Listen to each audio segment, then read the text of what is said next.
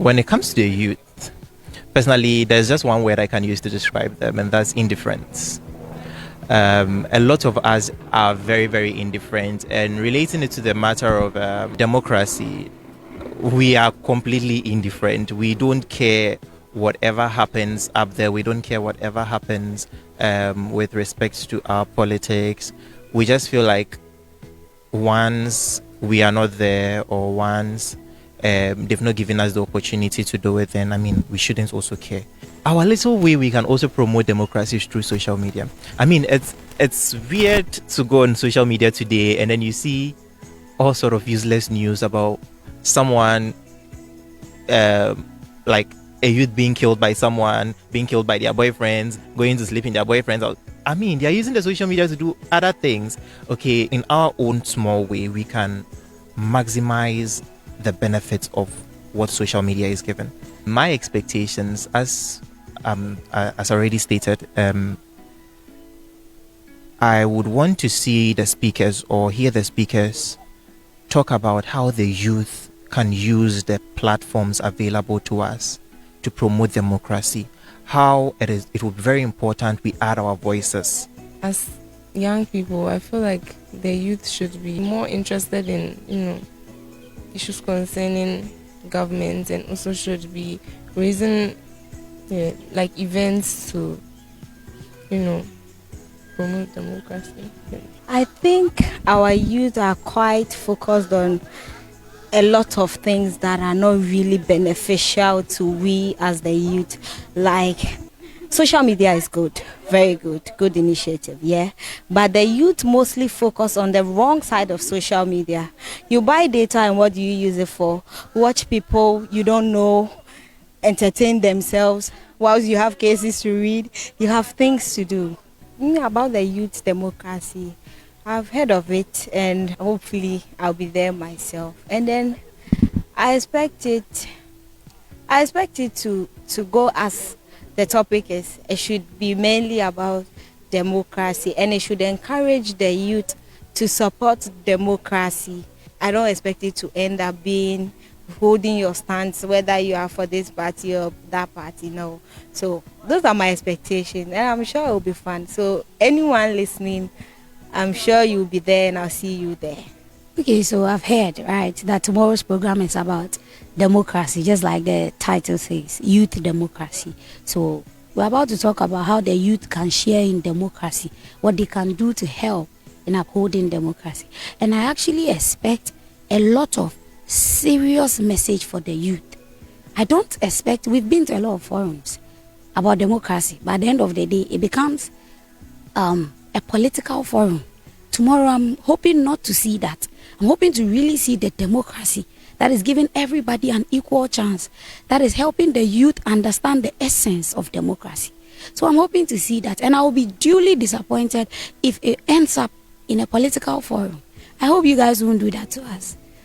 Well, the youth basically represent the future leaders, and like they say, democracy is about rule of the people. So I think the youth should get more involved in our system of government, and also try to take up some leadership positions and roles in the society, I think. So I would say that the youth should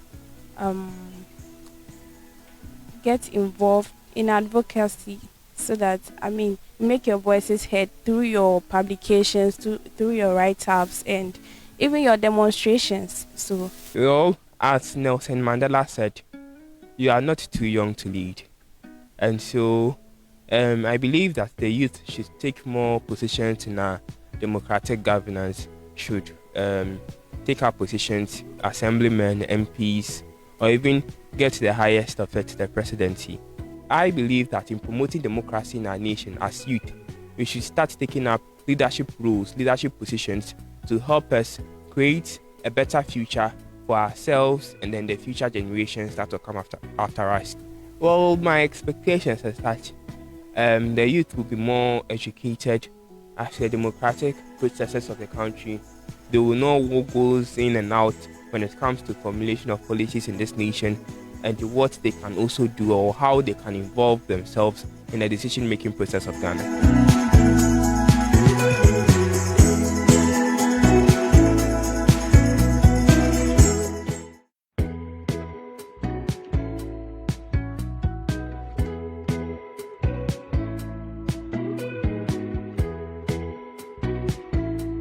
The Africa Center for Democracy and Socio-Economic Development, CDS Africa, in collaboration with the When it Ghana comes to Institute of Management and Public personally, there's just one Administration, word I can use to GIMPA, describe is it, proud and to that's present influence. the Youth Democracy Forum A on the lot of us theme are Deepening very, Youth very Participation. indifferent, and relating it to the matter of democracy, we are completely indifferent. We don't care whatever happens up there. We don't care whatever happens with respect to our politics.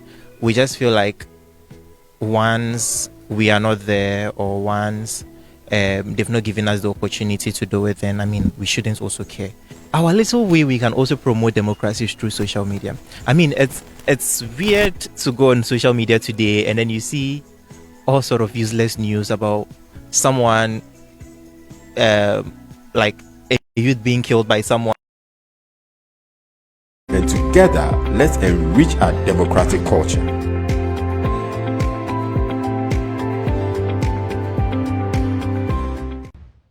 The Africa Center for Democracy and Socio-Economic Development, CDS Africa, in collaboration with the Ghana Institute of Management and Public Administration, GIMPA, is proud to present the Youth Democracy Forum on the theme Deepening Youth Participation in the Democratic Process. Join us on the 29th of February 2024 at the Daniel Macaulay Mute Court, GIMPA Law School at 3 p.m. Speakers: Professor Alidu Seidu, Head, Political Science Department, University of Ghana, Lagos; Madam Kathleen Ade, Chairperson, NCCE; Dr. Emmanuel Akwete, Executive Director, IDEC; Distinguished Guest of Honor, Honorable Lydia Sayaram Al-Hassan, MP, Ayawaso West Wallon, and Minister Designate for Sanitation and Water Resources.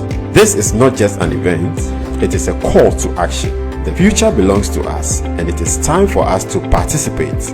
Let's get involved, let's contribute, and together, let's enrich our democratic culture.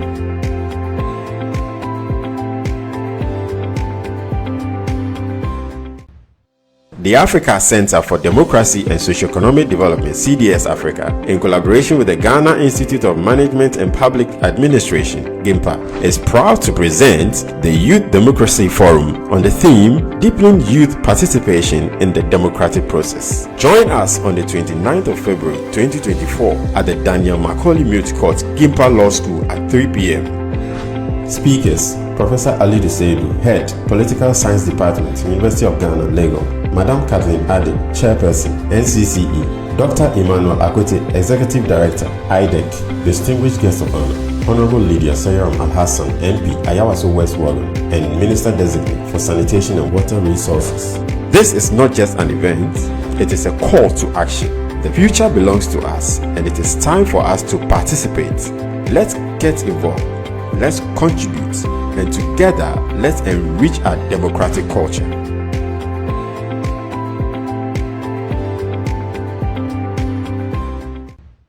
The Africa Center for Democracy and Socio-Economic Development, CDS Africa, in collaboration with the Ghana Institute of Management and Public Administration, GIMPA, is proud to present the Youth Democracy Forum on the theme Deepening Youth Participation in the Democratic Process. Join us on the 29th of February 2024 at the Daniel Macaulay Mute Court, GIMPA Law School at 3 p.m. Speakers: Professor Alidu Seidu, Head, Political Science Department, University of Ghana, Lagos; Madam Kathleen Ade, Chairperson, NCCE; Dr. Emmanuel Akwete, Executive Director, IDEC; Distinguished Guest of Honor, Honorable Lydia Sayaram Al-Hassan, MP, Ayawaso West Wallon, and Minister Designate for Sanitation and Water Resources. This is not just an event, it is a call to action. The future belongs to us, and it is time for us to participate. Let's get involved, let's contribute, and together, let's enrich our democratic culture.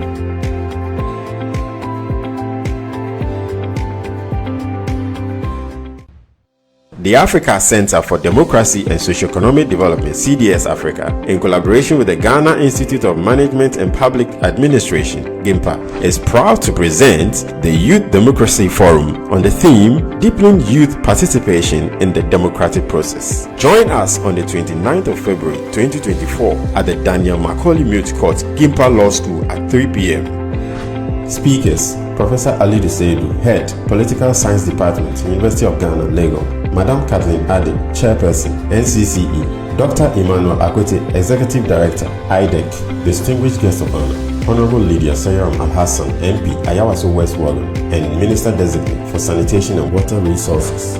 This is not just an event, it is a call to action. The future belongs to us, and it is time for us to participate.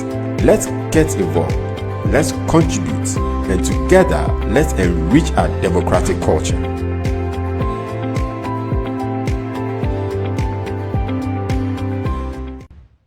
The Africa Center for Democracy and Socioeconomic Development, CDS Africa, in collaboration with the Ghana Institute of Management and Public Administration, GIMPA, is proud to present the Youth Democracy Forum on the theme Deepening Youth Participation in the Democratic Process. Join us.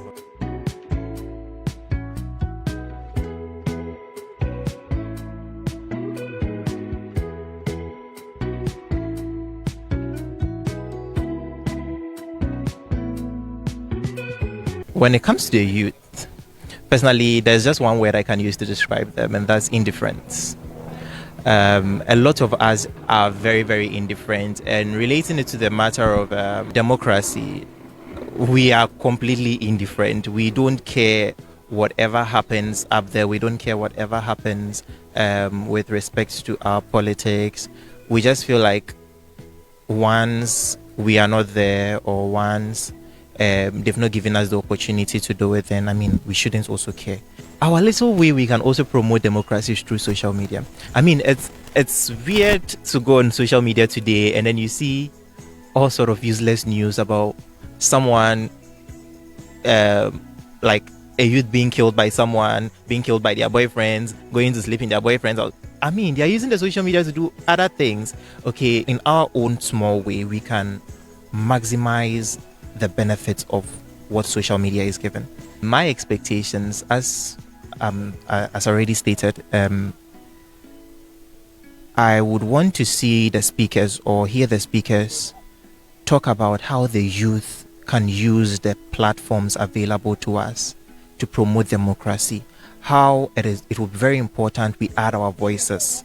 As young people, I feel like the youth should be more interested in, issues concerning government, and also should be raising like events to promote democracy.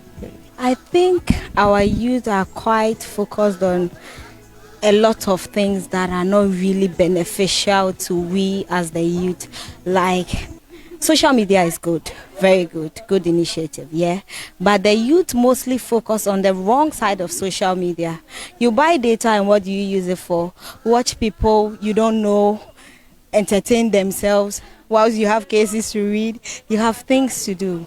About the youth democracy, I've heard of it, and hopefully I'll be there myself. And then I expect it to go as the topic is. It should be mainly about democracy, and it should encourage the youth to support democracy. I don't expect it to end up being holding your stance, whether you are for this party or that party, no. So those are my expectations, and I'm sure it will be fun. So anyone listening, I'm sure you'll be there, and I'll see you there.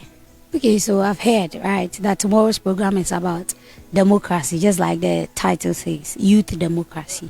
So we're about to talk about how the youth can share in democracy, what they can do to help in upholding democracy. And I actually expect a lot of serious message for the youth.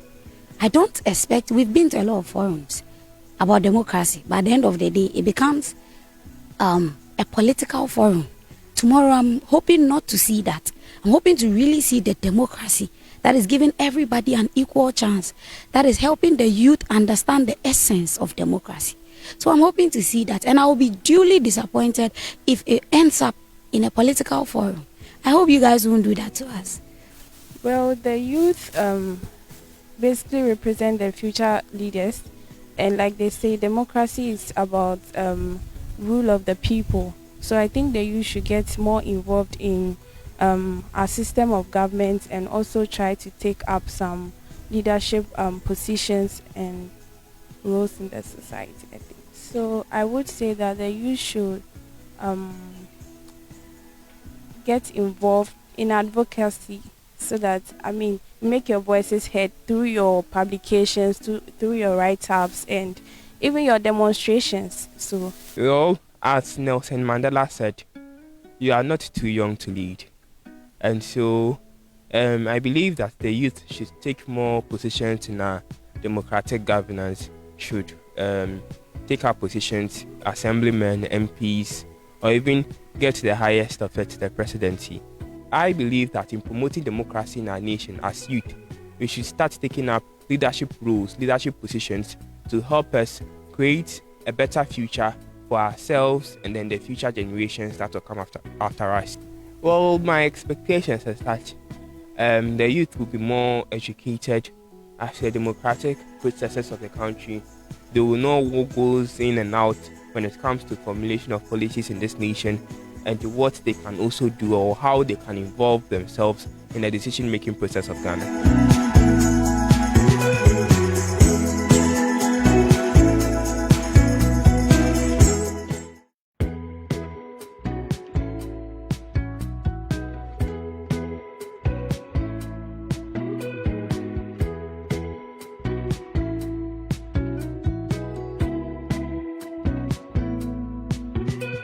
When it comes to the youth, personally, there's just one word I can use to describe them, and that's indifference. A lot of us are very, very indifferent, and relating it to the matter of democracy, we are completely indifferent. We don't care whatever happens up there. We don't care whatever happens with respect to our politics. We just feel like once we are not there, or once they've not given us the opportunity to do it, then we shouldn't also care. Our little way we can also promote democracy is through social media. It's weird to go on social media today and then you see all sort of useless news about someone, like a youth being killed by someone, being killed by their boyfriends, going to sleep in their boyfriends' house. They're using the social media to do other things. Okay, in our own small way, we can maximize the benefits of what social media is given. My expectations, as already stated, I would want to see the speakers or hear the speakers talk about how the youth can use the platforms available to us to promote democracy. How it would be very important we add our voices. As young people, I feel like the youth should be more interested in, issues concerning government, and also should be raising like events to promote democracy. I think our youth are quite focused on a lot of things that are not really beneficial to we as the youth. Like, social media is good, very good initiative, yeah. But the youth mostly focus on the wrong side of social media. You buy data, and what do you use it for? Watch people you don't know entertain themselves whilst you have cases to read. You have things to do. About the youth democracy, I've heard of it, and hopefully I'll be there myself. And then I expect it to go as the topic is. It should be mainly about democracy, and it should encourage the youth to support democracy. I don't expect it to end up being holding your stance, whether you are for this party or that party, no. So those are my expectations, and I'm sure it will be fun. So anyone listening, I'm sure you'll be there, and I'll see you there. Okay, so I've heard, right, that tomorrow's program is about democracy, just like the title says, youth democracy. So we're about to talk about how the youth can share in democracy, what they can do to help in upholding democracy. And I actually expect a lot of serious message for the youth. I don't expect, we've been to a lot of forums about democracy, but at the end of the day, it becomes a political forum. Tomorrow, I'm hoping not to see that. I'm hoping to really see the democracy that is giving everybody an equal chance, that is helping the youth understand the essence of democracy. So I'm hoping to see that, and I will be duly disappointed if it ends up in a political forum. I hope you guys won't do that to us. Well, the youth basically represent the future leaders, And like they say, democracy is about rule of the people. So I think the youth should get more involved in our system of government and also try to take up some leadership positions and roles in the society, I think. So I would say that the youth should get involved in advocacy so that, make your voices heard through your publications, through your write-ups, and even your demonstrations. So, Well, as Nelson Mandela said, you are not too young to lead. And so I believe that the youth should take more positions in our democratic governance, should take up positions, assemblymen, MPs, or even get to the highest of it, the presidency. I believe that in promoting democracy in our nation as youth, we should start taking up leadership roles, leadership positions to help us create a better future for ourselves and then the future generations that will come after us. Well, my expectations is that the youth will be more educated as the democratic processes of the country. They will know what goes in and out when it comes to formulation of policies in this nation and what they can also do or how they can involve themselves in the decision-making process of Ghana.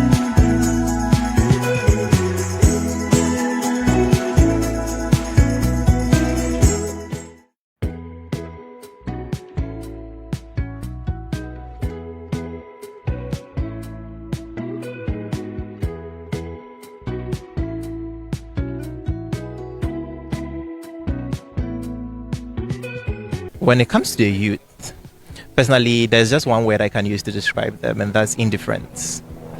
A lot of us are very, very indifferent, and relating it to the matter of democracy, we are completely indifferent. We don't care whatever happens up there. We don't care whatever happens with respect to our politics.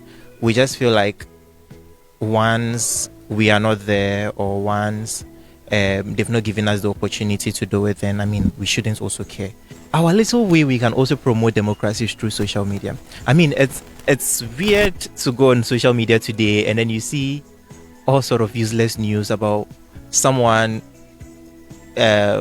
like a youth being killed by someone, being killed by their boyfriends, going to sleep in their boyfriends.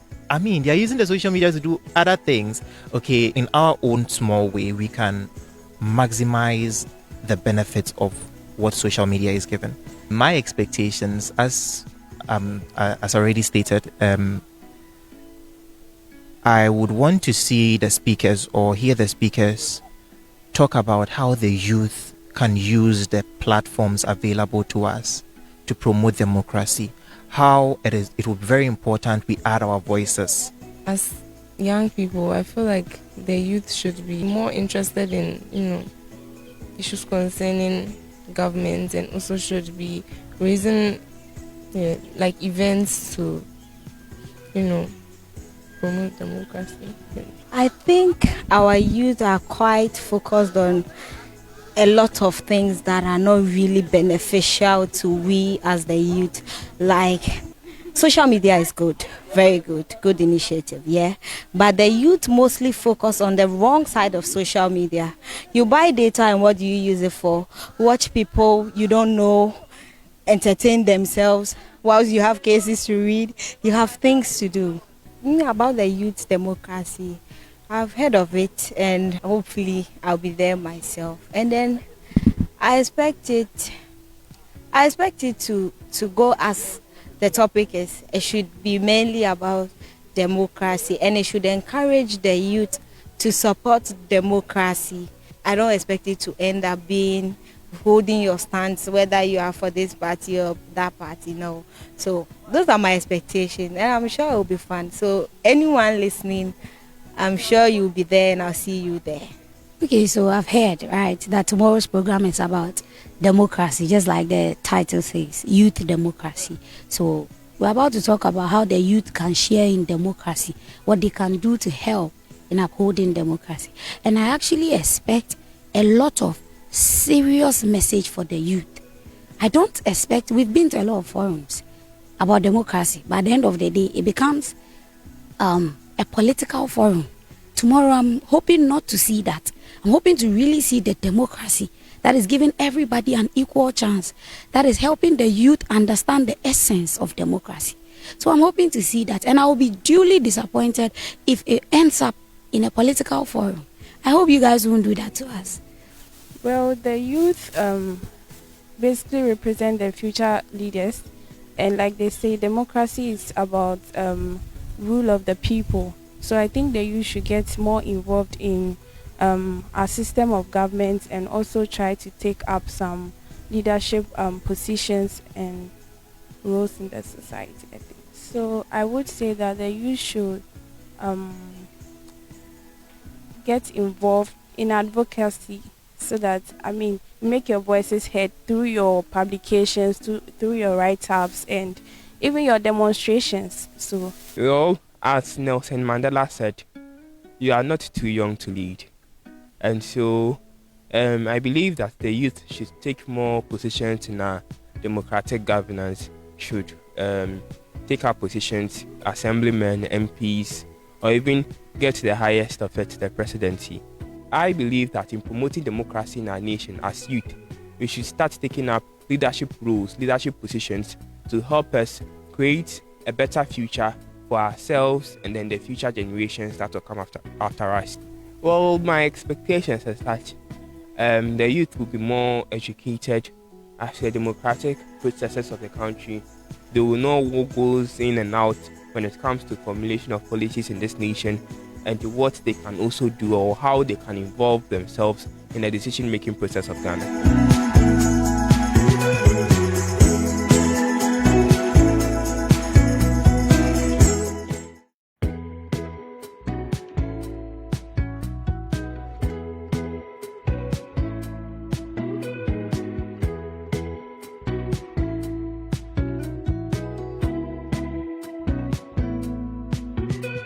When it comes to the youth, personally, there's just one word I can use to describe them, and that's indifference.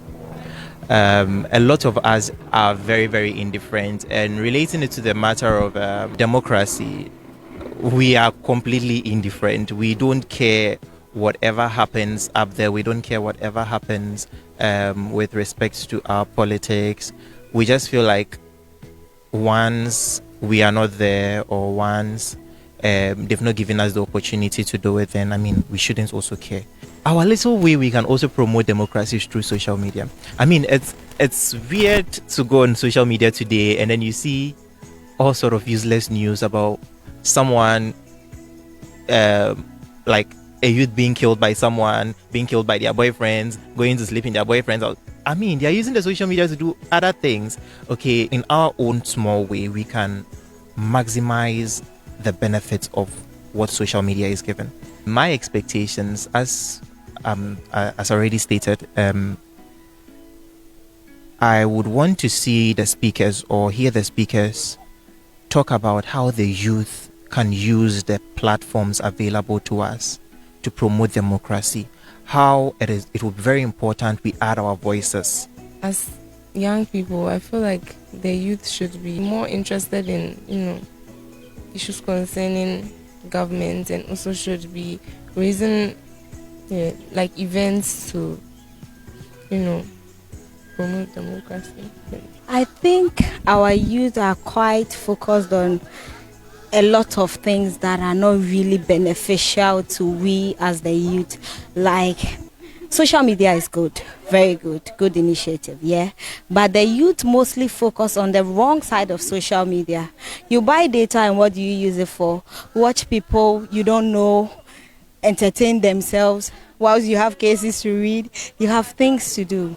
About the youth democracy, I've heard of it, and hopefully I'll be there myself. And then I expect it to go as the topic is. It should be mainly about democracy, and it should encourage the youth to support democracy.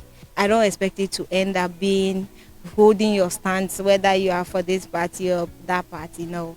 So those are my expectations, and I'm sure it will be fun. So anyone listening, I'm sure you'll be there, and I'll see you there.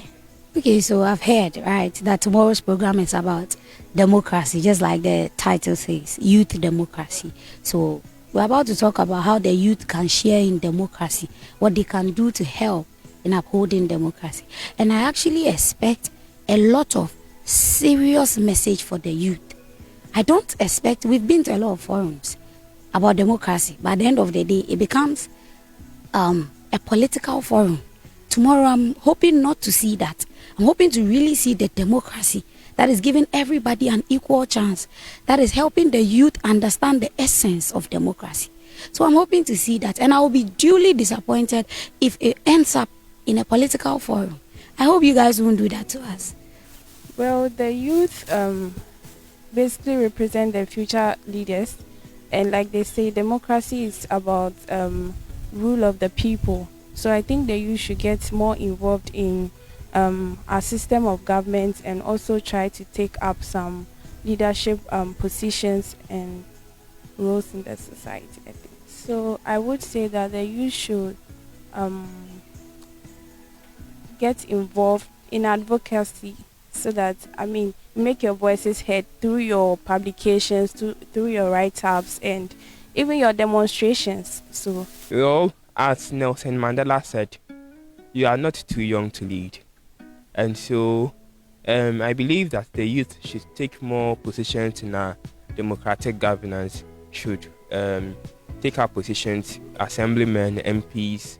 The Africa Center for Democracy and Socioeconomic Development, CDS Africa, in collaboration with the Ghana Institute of Management and Public Administration, GIMPA, is proud to present the Youth Democracy Forum on the theme Deepening Youth Participation in the Democratic Process. Join us on the 29th of February 2024 at the Daniel Macaulay Mute Court, GIMPA Law School at 3 p.m. Speakers: Professor Alidu Seidu, Head, Political Science Department, University of Ghana, Lagos. Madam Kathleen Ade, Chairperson, NCCE. Dr. Emmanuel Akote, Executive Director, IDEC. Distinguished Guest of Honor, Honorable Lydia Sayaram Al-Hassan, MP, Ayawaso West Wallon, and Minister Designate for Sanitation and Water Resources. This is not just an event, it is a call to action. The future belongs to us, and it is time for us to participate. Let's get involved, let's contribute, and together, let's enrich our democratic culture.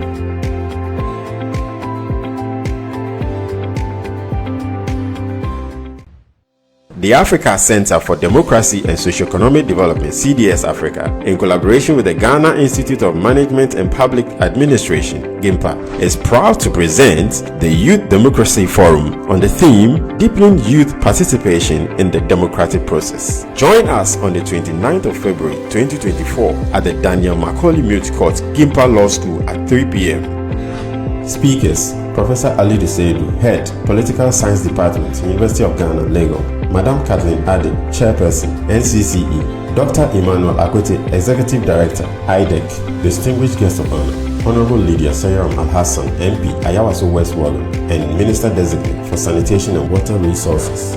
This is not just an event, it is a call to action. The future belongs to us, and it is time for us to participate. Let's get involved, let's contribute, and together, let's enrich our democratic culture.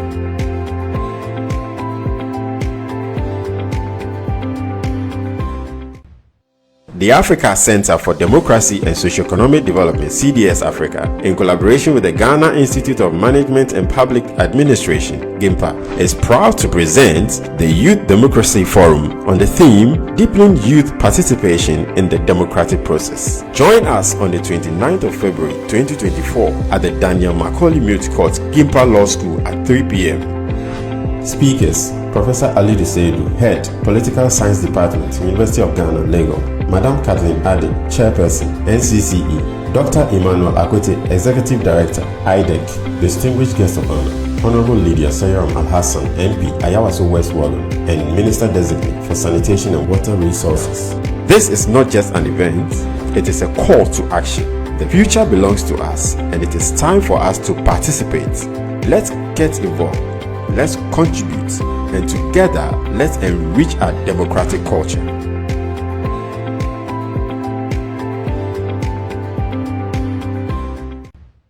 The Africa Center for Democracy and Socio-Economic Development, CDS Africa, in collaboration with the Ghana Institute of Management and Public Administration, GIMPA, is proud to present the Youth Democracy Forum on the theme Deepening Youth Participation in the Democratic Process. Join us on the 29th of February 2024 at the Daniel Macaulay Mute Court, GIMPA Law School at 3 p.m. Speakers: Professor Ali Seidu, Head, Political Science Department, University of Ghana, Lagos. Madam Kathleen Ade, Chairperson, NCCE. Dr. Emmanuel Akote, Executive Director, IDEC. Distinguished Guest of Honor, Honorable Lydia Sayaram Al-Hassan, MP, Ayawaso West Wallen, and Minister Designate for Sanitation and Water Resources. This is not just an event, it is a call to action. The future belongs to us, and it is time for us to participate. Let's get involved, let's contribute, and together, let's enrich our democratic culture.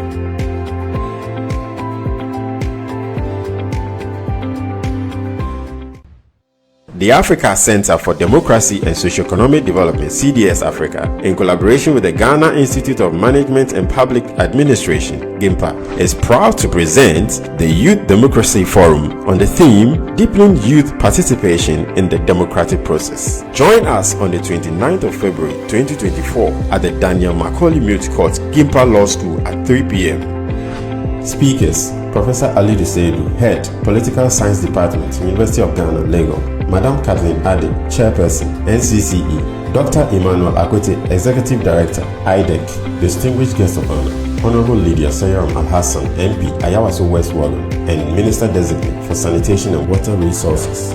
This is not just an event, it is a call to action. The future belongs to us, and it is time for us to participate. Let's get involved, let's contribute, and together, let's enrich our democratic culture.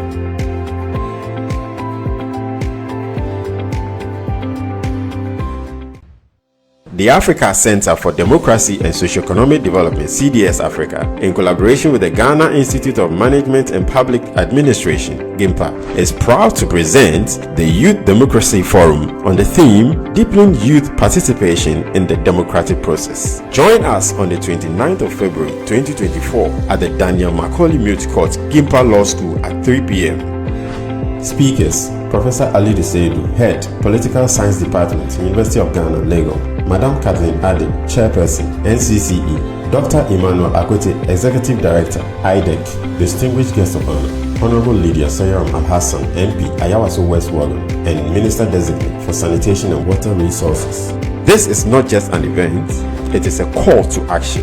The future belongs to us, and it is time for us to participate. Let's get involved, let's contribute, and together, let's enrich our democratic culture.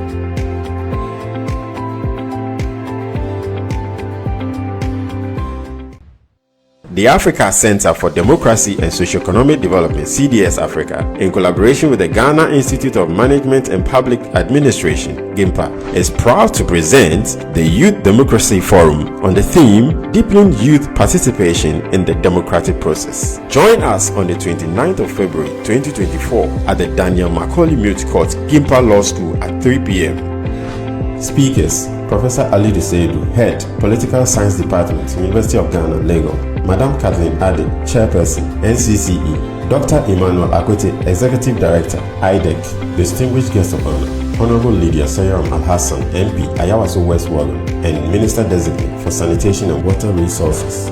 This is not just an event, it is a call to action. The future belongs to us, and it is time for us to participate. Let's get involved, let's contribute, and together, let's enrich our democratic culture.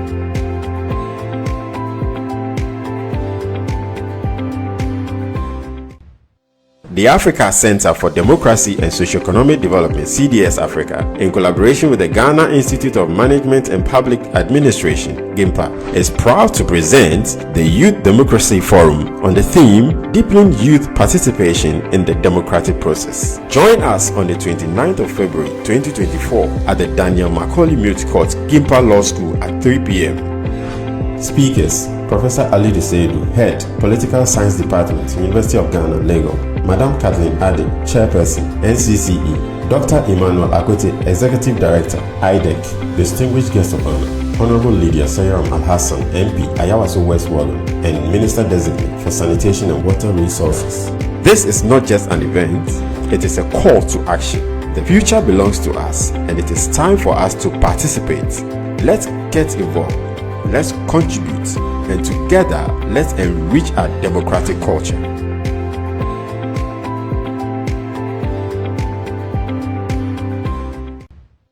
The Africa Center for Democracy and Socio-Economic Development, CDS Africa, in collaboration with the Ghana Institute of Management and Public Administration, GIMPA, is proud to present the Youth Democracy Forum on the theme Deepening Youth Participation in the Democratic Process. Join us on the 29th of February 2024 at the Daniel Macaulay Mute Court, GIMPA Law School at 3 p.m. Speakers: Professor Ali Seidu, Head, Political Science Department, University of Ghana, Lagos. Madam Kathleen Adi.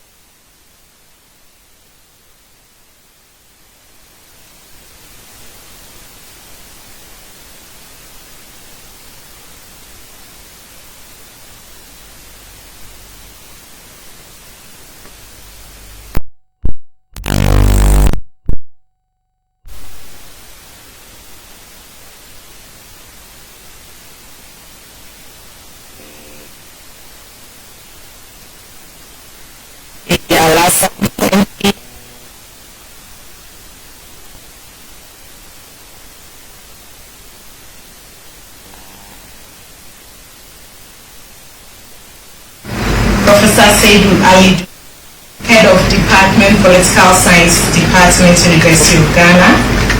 Professor Isaac Abeku Blankson, Board Chair, CDS Africa. Leaders of students, groups and political parties present. Ladies and gentlemen, all protocol observed. Good afternoon. Good afternoon. Good afternoon. My duty this afternoon is quite simple. I am to deliver a welcome address. And so I welcome all of you to this important event. I want to thank all of you for taking time out of your busy schedules to be here at our maiden edition of a series of fora dubbed Youth Democracy Forum 2024. The Africa Center for Democracy and Socioeconomic Development, CDS Africa for short, emphasizes the importance of democracy in Africa's growth and development. We believe that democracy is the key to building a fair, peaceful, and inclusive society. Therefore, our work is centered around promoting democracy, civic education and dialogue, policy research, and advocacy. We aim to generate innovative research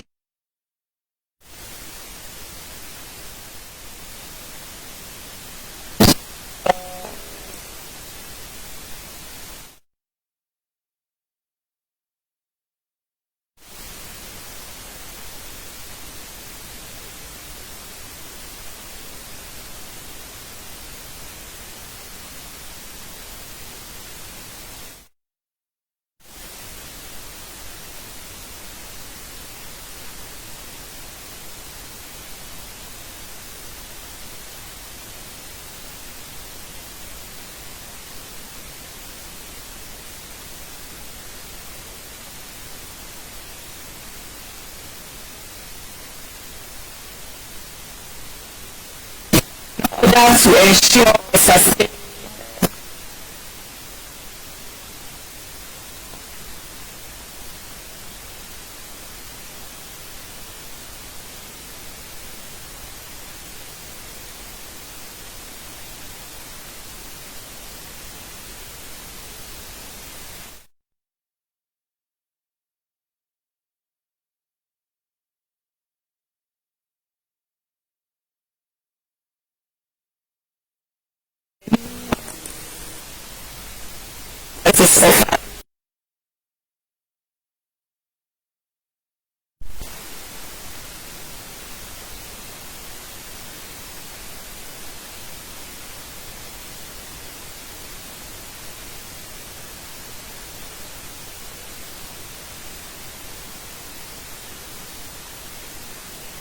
presentation.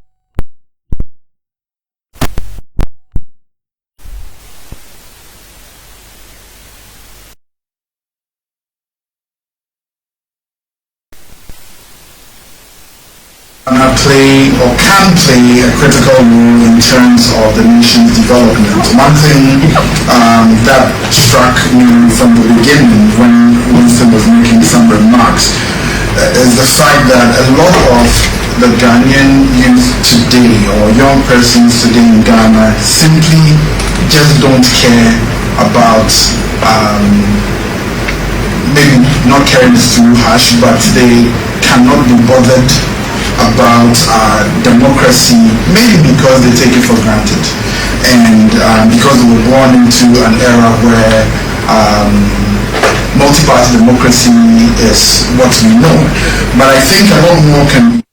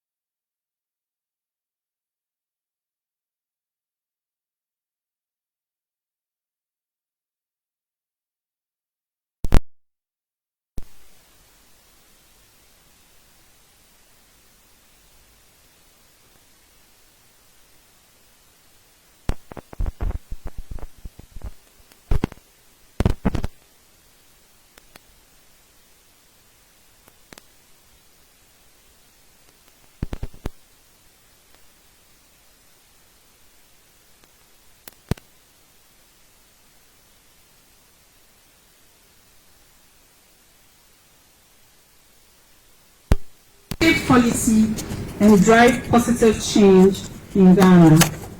Engage in debates, organize grassroots movements, and advocate for causes that resonate with their values. Let our voices be heard through peaceful and democratic means. For it is through such avenues that true progress is achieved. In conclusion, I call upon the youth of Ghana to rise to the challenge and seize the opportunity presented by our democracy. Your engagement is not just a right, it is a responsibility. The responsibility to yourselves, your communities, and future generations. Together, let us deepen youth participation in the democratic process and forge a path towards brighter and more inclusive future for all. I thank you all once again for attending. Enjoy the program. Let's give another round of applause.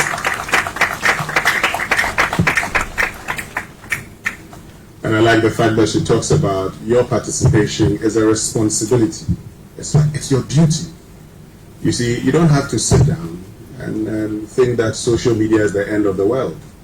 Of course, you can actually use social media to cause change. I've had lectures when I've talked about the fact that today social media has become the fifth estate of the realm. The fact that for many of us in the fourth estate, we always look at social media and find out what has been discussed and how we can also tap into it. Except that many of you today are engaged in things on social media, just doing reels and TikTok videos. No, that's not the way to go. So you agree it's your responsibility? I can't hear you. You agree that you have a responsibility to participate in our democracy? That's what I want to hear. Thank you once again, Honorable Lydia Sayram Al-Hassan. The first time I heard about her was in 2018, when a friend of mine called me and said, have you heard of Sayram? That's the person we want to be Member of Parliament for Iowa West. Anyway, congratulations, and thank you very much for joining us. So we've heard from, CDS Africa, we've heard from the Dean of the Law School, we've heard from the Member of Parliament. I think it's important we hear from the students. It's important we hear from you and find out what your thoughts are, what your feelings are when it comes to deepening youth participation in our politics. And first student is Joshua Worship Frimpong of the Gimpa Law School. You're not sharing your own.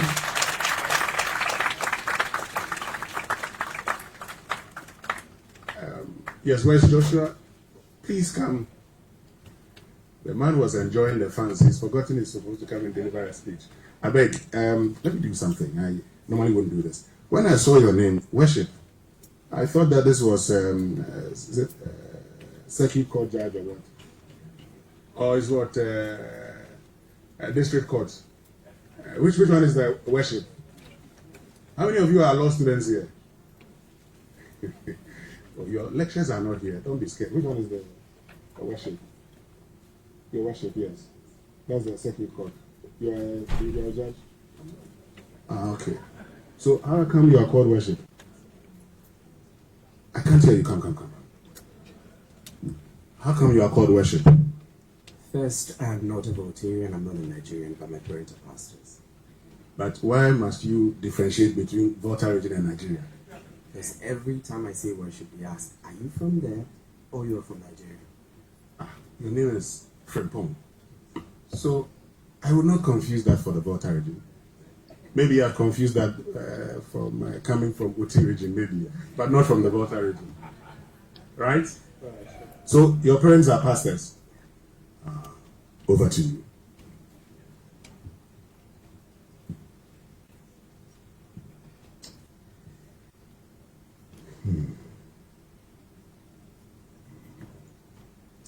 The room is very tense, sorry.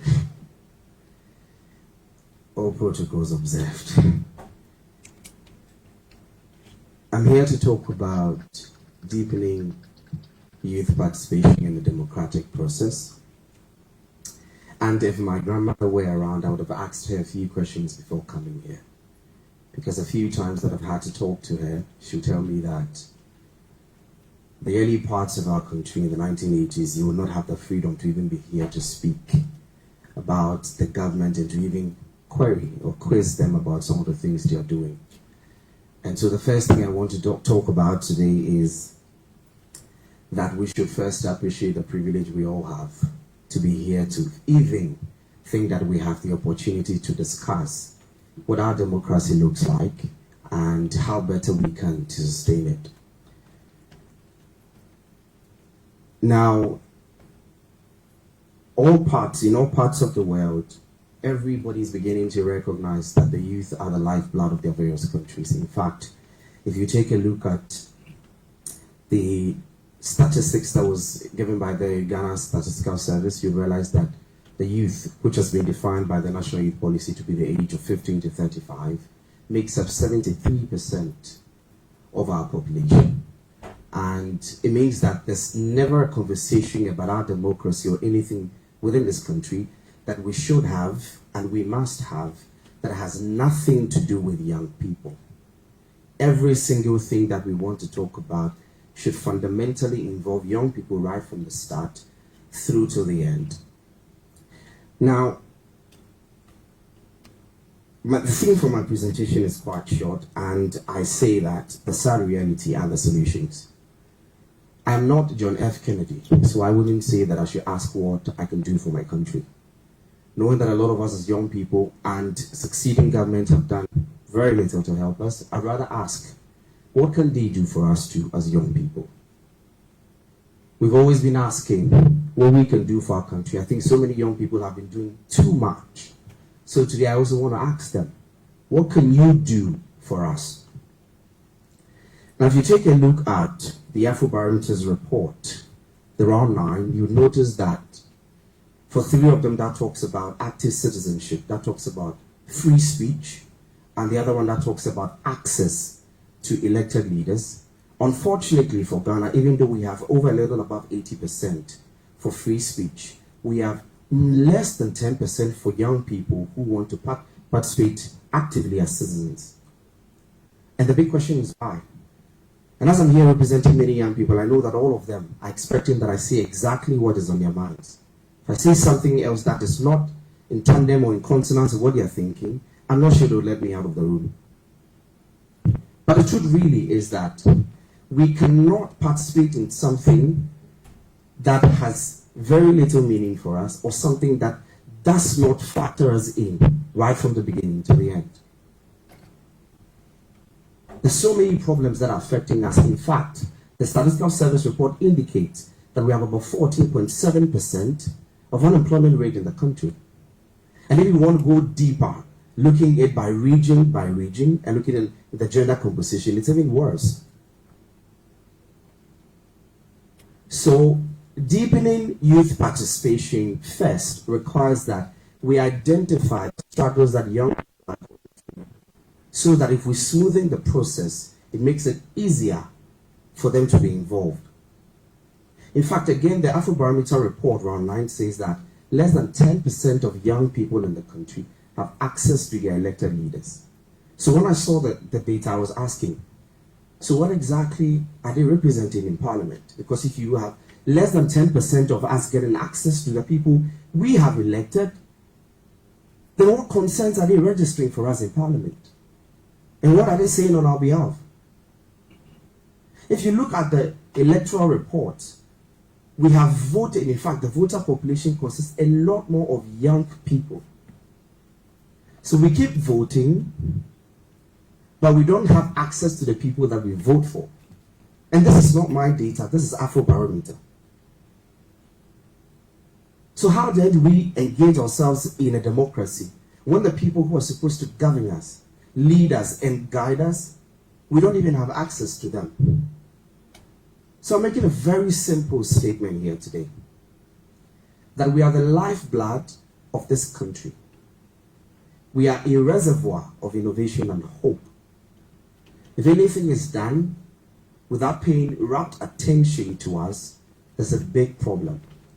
We had a national youth policy in 2010, which was revised in 2022, and it indicates so many, I want to use the word, lofty goals We have seen from 2010 to 2012, we can mention just a few significant things. And I'm careful of my words because I use few. I can mention the likes of a few developmental projects that have happened, the likes of free essentials and so many other things. But again, if you take a look at all of these policies, fundamentally, you get to understand that they are all quick fixes.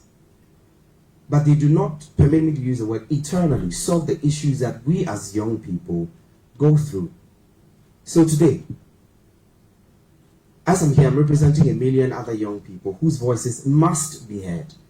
People who must speak without fear or trembling. People who need us to improve the state of our economy, the state of our education, quality education. We can only demand for better if we know what we are asking for.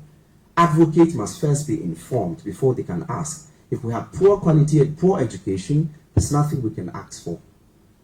So please, I know that in this room are not just students, but are senior members of this country. And my message is very simple. I quote Kofi Annan and say that. He says that, my friend, no one is born a good citizen. Right? And no country is born a democracy. He further goes on to say that the youth, again, are the lifeblood of the country, and if you cut them off, you bleed. It may be a quote, but I don't want us to see it as a quote. I want us to see it as a warning. That if Ghana cuts off its youth, if Ghana does not factor in its youth in every phase of its journey, we will bleed. Thank you.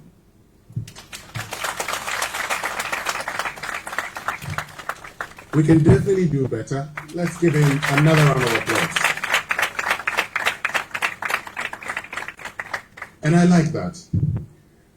I like the fact that you talk about what must be done. You've asked very, very important questions. And I'd like to host you on my show. We'll have a conversation about the youth. Very, very important points you raised. If you ever decide to run for student position nationally, I'll be willing to support you. Sure. Oh, he's already planning. Okay. But only with the hope that all the things you talk about today will be implemented. You've asked very important questions. I hope that Professor Ali Dusidu and Kathleen Adi and Dr. Emanuela Kwete would address them when we get to the discussion segment. I hope I could answer these questions, but my job is not to answer questions. Kathleen, you're saying something to me? Okay. My job is not to answer questions, so I wouldn't try answering any question. But I'll tell you one thing, Worship. Look, if you sit on the fence, people will take decisions for you. People will take decisions based on what they think is right. But if you are part of it, our people say something, most of the time it's used to refer to corruption, but not referring to corruption in this instance. They say, but I'm using this to say, when you're part of the decision-making process, you'll be able to voice your concerns. You'll be able to tell them the very things that concern you. There are many of us who sit on radio and have made suggestions, and I've said it before, that there are things because I said should be done, and were done. I cannot say they are not good. Because we said people should be taxed. I'll give an example. We said people should be taxed when they make earnings. I cannot stand anywhere and say taxing betting wins is a bad thing. Because I say if you win, pay some to the states. That's just a way of saying that when you're part of the decision-making process, just be forthright and make sure that your convictions remain the same. Let's give him another round of applause. He set a very high standard, and at this point I'd invite, and I did that on purpose, because my very good friend, Celestine Ado, is the next speaker. Let's welcome her.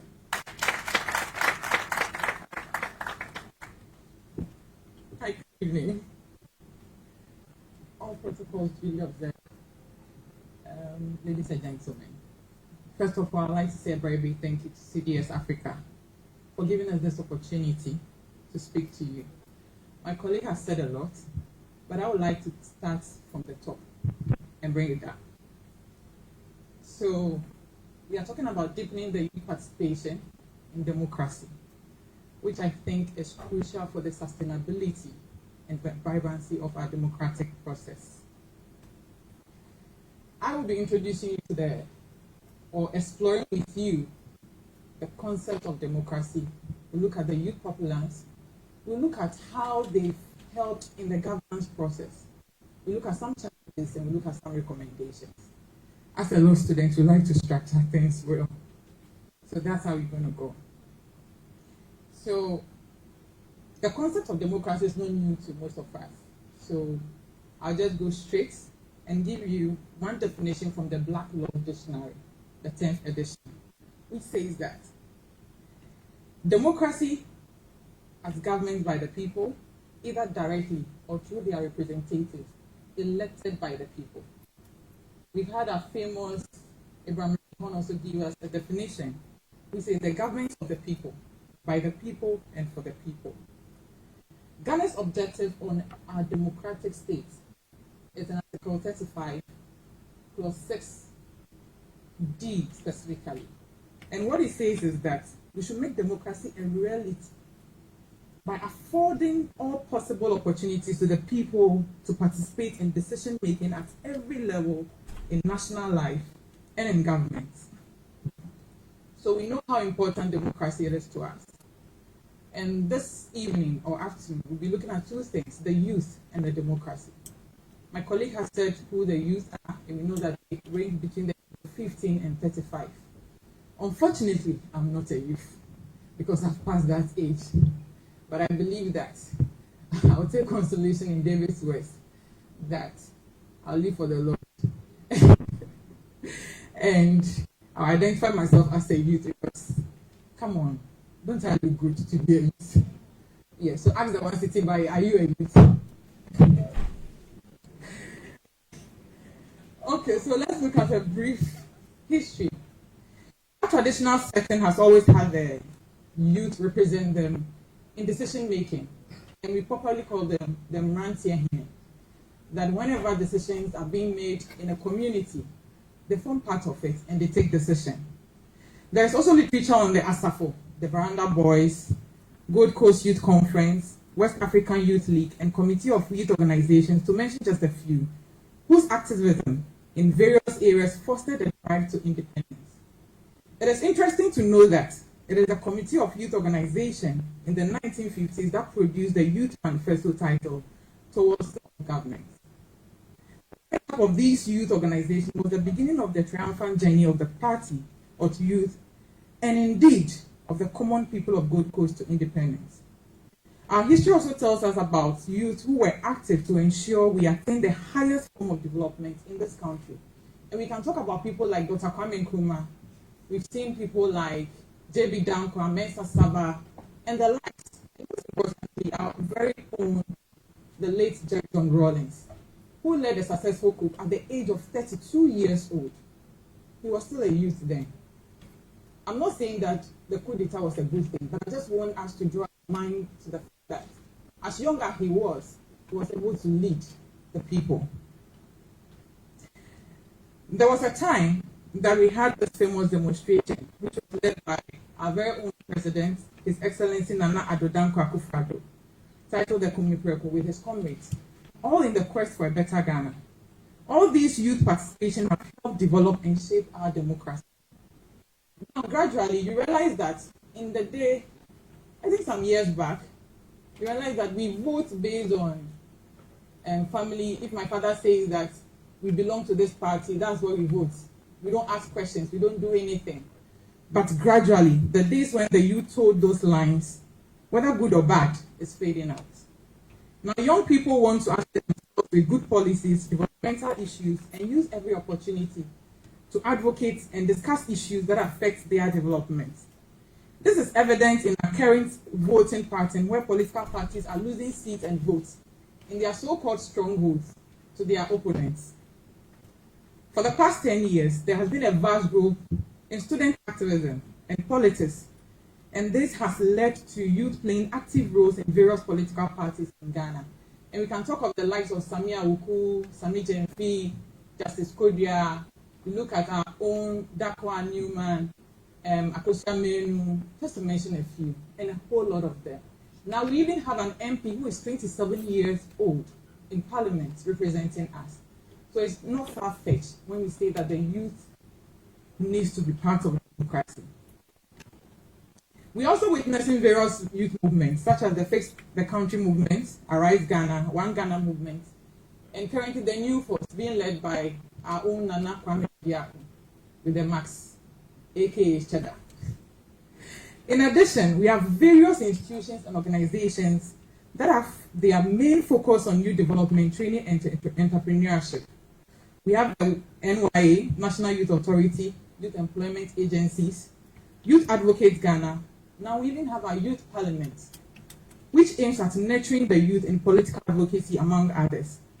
These institutions are also pivotal in drafting policies aimed at promoting and developing youth participation in governance. Far-fetched, we have challenges. The involvement of youth in Ghanaian democracy have had a profound impact on governance. Additionally, the inclusion of youth perspective in decision-making process has enriched public discourse and contributed to a more holistic and inclusive governance practices. While progress has been made in involving youth participation in Ghana's democracy, challenges still remain. I need to emphasize that democracy is mainly decision-making, and all categories of persons, including the youth, must be represented. The question that I would like to pose to our various arms of government and our leaders is that, are the youth participants and stakeholders in drafting these policies that are in relation to them? If no, then how do we make laws for people without considering the involvement of over 38% of the youth of the country? According to the Statistical Service, in 2021, the youth population stood at 38%, which is approximately 11.7 million youth. So if we are taking decisions and they are not part of it, how do we sit and watch? In addition, for my initial submission, I made mention of a constitutional provision.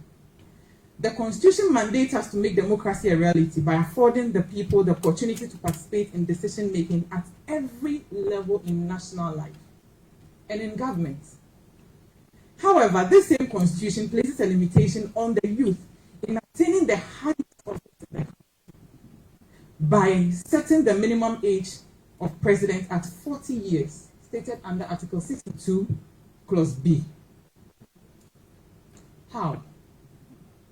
When we have 27-year-old ministers in parliament doing well for their constituency, our very own former president, 32 years old, leading us, why do we think that we have to place limitation on the youth to say that, or probably they didn't set the age well, probably they wanted to do 15 to 40, but since it still remains at 15 to 35, I believe that they should be included.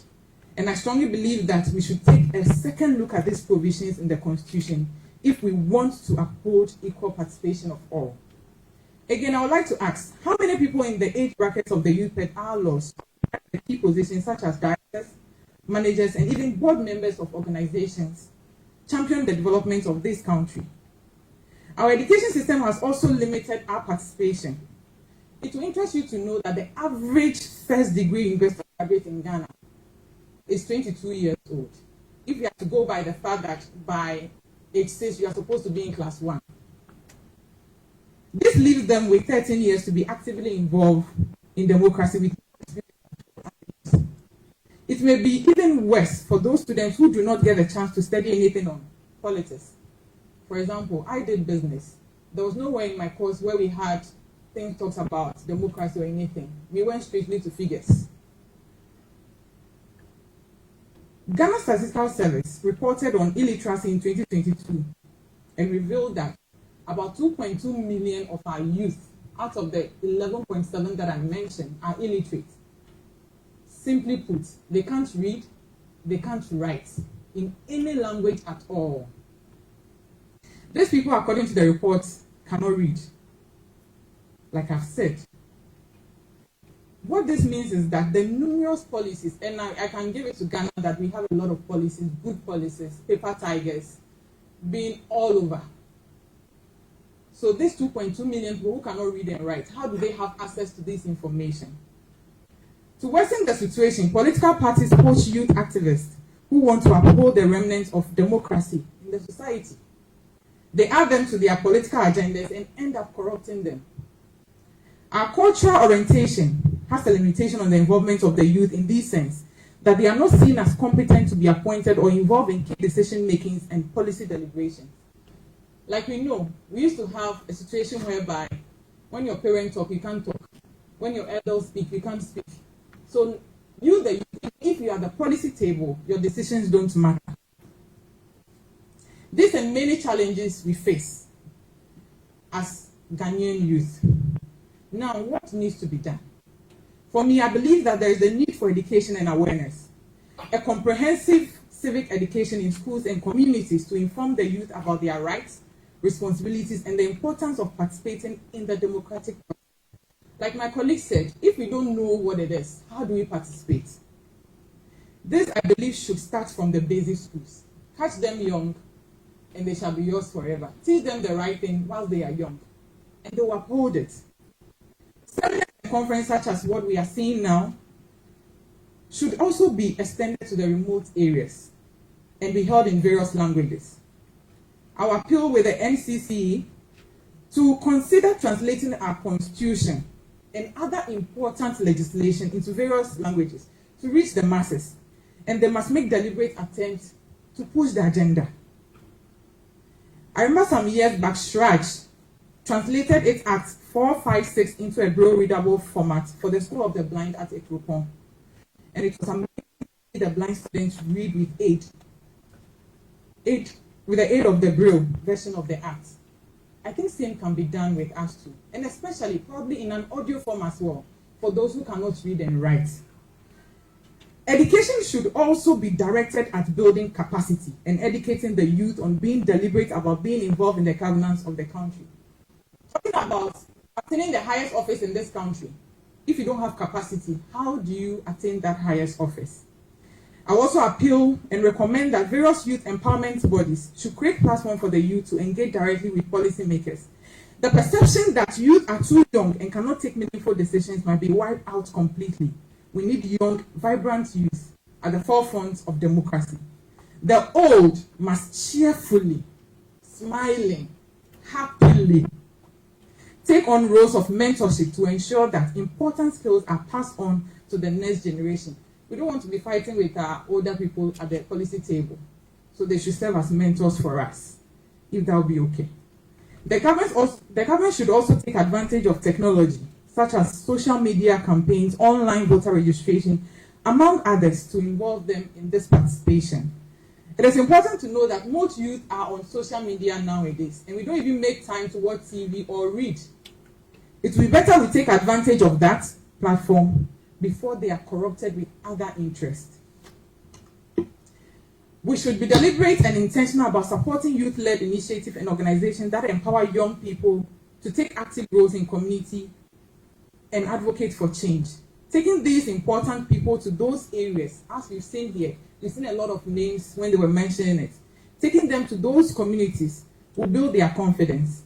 Further, promoting youth participation in democracy requires the use of spaces such as the media. We appeal to the media, and I'm happy Winston is here, to focus more on creating content that will create awareness on some of these issues for the youth, and reduce the agenda politics, and stop encouraging negative news as we always see. Last but not least, we should provide opportunities for young people to connect with and learn from successful leaders and mentors without any political agenda in mind, and inspire and guide them in their civic engagement journey. As a country, we should be intentional about considering the youth as deputy ministers and also members of vibrant committees. I'm very sad our MP has just left, but I know she will hear this news. It is to them that they should have to mentor us, the young ones. It shouldn't be just those in their constituency. It shouldn't be just their party faithfuls. It shouldn't be just those around them. But they should go out there and speak to everybody. By implementing these strategies, societies can foster a culture of active citizenship and ensure that the voice and perspective of young people are heard and valued in the democratic process in the country. I'll end with a quote by Osajifo Dr. Kwame Nkrumah that says, "Place the youth at the head of awaken masses. You do not know what strength, what magic influence the voice of the young may have on the crowd. You find them in the apostles of new social order." God bless our homeland Ghana, and God bless us all. Thank you.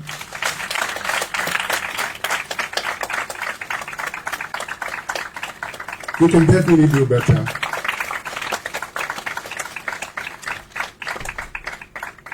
Thank you very much, Celestine Ado. Yes, it's very important that we consider the age. I don't know, what the framers of the Constitution thought about before fixing that age at 40. Maybe now that she said it, when I go home, I'd ask, when I call my father again, I'd ask him, as a member of the Consultative Assembly, why they fixed that 40 years. It still doesn't make sense to me. When in other jurisdictions, we see 31-year-olds, 35 and 38 becoming president, and in our part of the world, if you are not 40 years, but even if you turn 40, it's very difficult to become president of this country. I'm sure we all know why. Yes, we all know why. But a bit about the media, because I am here, you make reference to the fact that, yes, agenda setters. That's become a derogatory term, but it's actually what the media is there for. The media is there to set agenda. Very good one for that matter. And the media is there to ensure that we gatekeep. We make sure that bad agenda is not set at the end of the day. So you see, we saw Fix the Country making its way into the fourth estate. That's why I started by saying all of the young ones gathered here can actually decide they want to set a particular agenda. And when we launched our election programs on Journeys, we talked about Just Turned 18 as one of the programs we were going to have. We wanted to hear from young people telling us what would influence their decisions at the polls. So yes, we'll set agenda, call us agenda setters, but of course it will be good agenda. But also, let us not sit on the fence. Sometimes when the media talks for a very long time and they get no support, they will go to sleep like all of us. But if they go to sleep, it affects our democracy. After all, we have said that the public sphere shapes our thinking, and the public sphere is largely controlled by the media. So Celestine, I'll take your message to my colleague journalists. Tell them that they say they become agenda setters. Agenda setters are used by politicians when they're in government. When they're in government, they refer to media that is not friendly to them as agenda setters. I don't know whether you are in government. That's on a light note. But we're live on RGG News on their Facebook page, RGG TV, that's on YouTube, and RGG News on X or Twitter. I get confused all the time, X or Twitter. But I know a lot of you young ones like TikTok, right? You like TikTok? What are you saying? Yes or no? Do I get the impression that yes haven't? Anyway, so we've heard from the students. It's time now to hear from the professor. And we are privileged to have the head of the Political Science Department at the University of Ghana, Professor Seydou Alidu, joining us. Let's welcome him with a round of applause.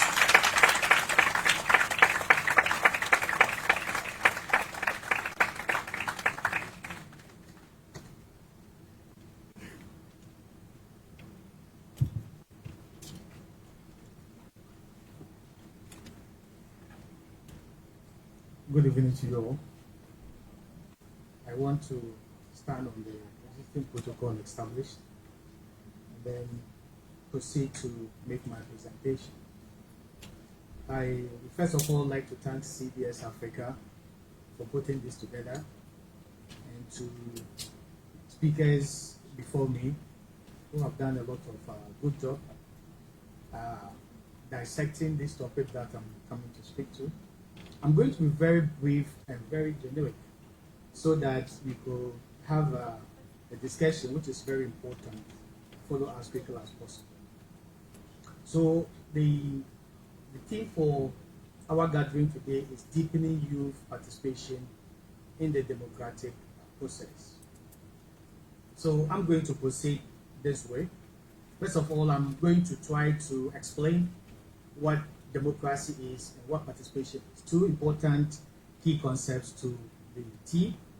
I'm not going to say anything about the youth because it's already been defined by the very youthful ones. We, the older generation, will stick to the very important concepts as well. And then I'll proceed to look at historical evolution of democratic participation. I look at the democratic processes, both dividends and setbacks.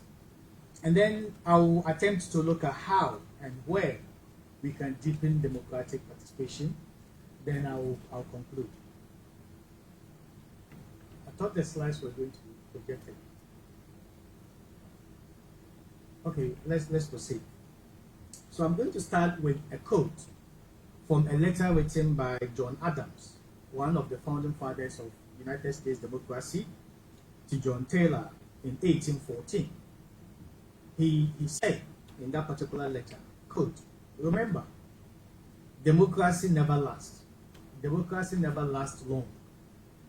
It soon wastes, exhausts, and murders itself. There never was a democracy yet that did not commit suicide." So basically, John Adams was speaking to not only the essence of participation in democratic processes, but the lack of the participation in the democratic processes could lead to the extinction of democracy as a system of government. So what is democracy? Basically, it comes from two Greek words, meaning people and then to govern. So literally, democracy basically translates as government of the people or government of the majority. Unlike other systems of government, democracy basically comes from the people, exercised by the people, and for the purposes of the people's interests. So democracy comes in two important forms, what we call democracy by practice and then democracy by ideology. When we look at democracy by practice, we are looking at direct system of government or directly participating in the democratic processes, and then democracy by representation, a system where people are elected to represent the broader masses of the people. When we look at democracy by ideology, we are looking at over 13 typologies of philosophical underpinnings of the practice of democracy, including what we call the majoritarian democracy, electoral democracy, egalitarian democracy, social democracy, liberal democracy, participatory democracy, consensus-oriented democracy, deliberative democracy, among several others. Basically, when we look at all these ideological typologies of democracy, majority of them speaks to the concept of participation. For example, electoral democracy, majoritarian democracy, consensus-oriented democracy, deliberative democracy, and participatory democracy all speaks to the fact that people will have to come together to be able to discuss, understand, and implement issues that bother them and that can move the generation forward. To be able to understand why participation is necessary, we need to understand the democratic continuum. And basically, the democratic continuum starts with non-democratic regimes. So you see certain countries that are typically not practicing democracy.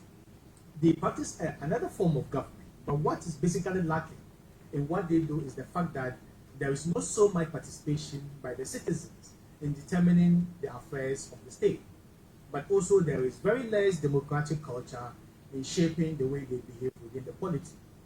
When you move from a non-democratic regime, you move to a conflicted democracy.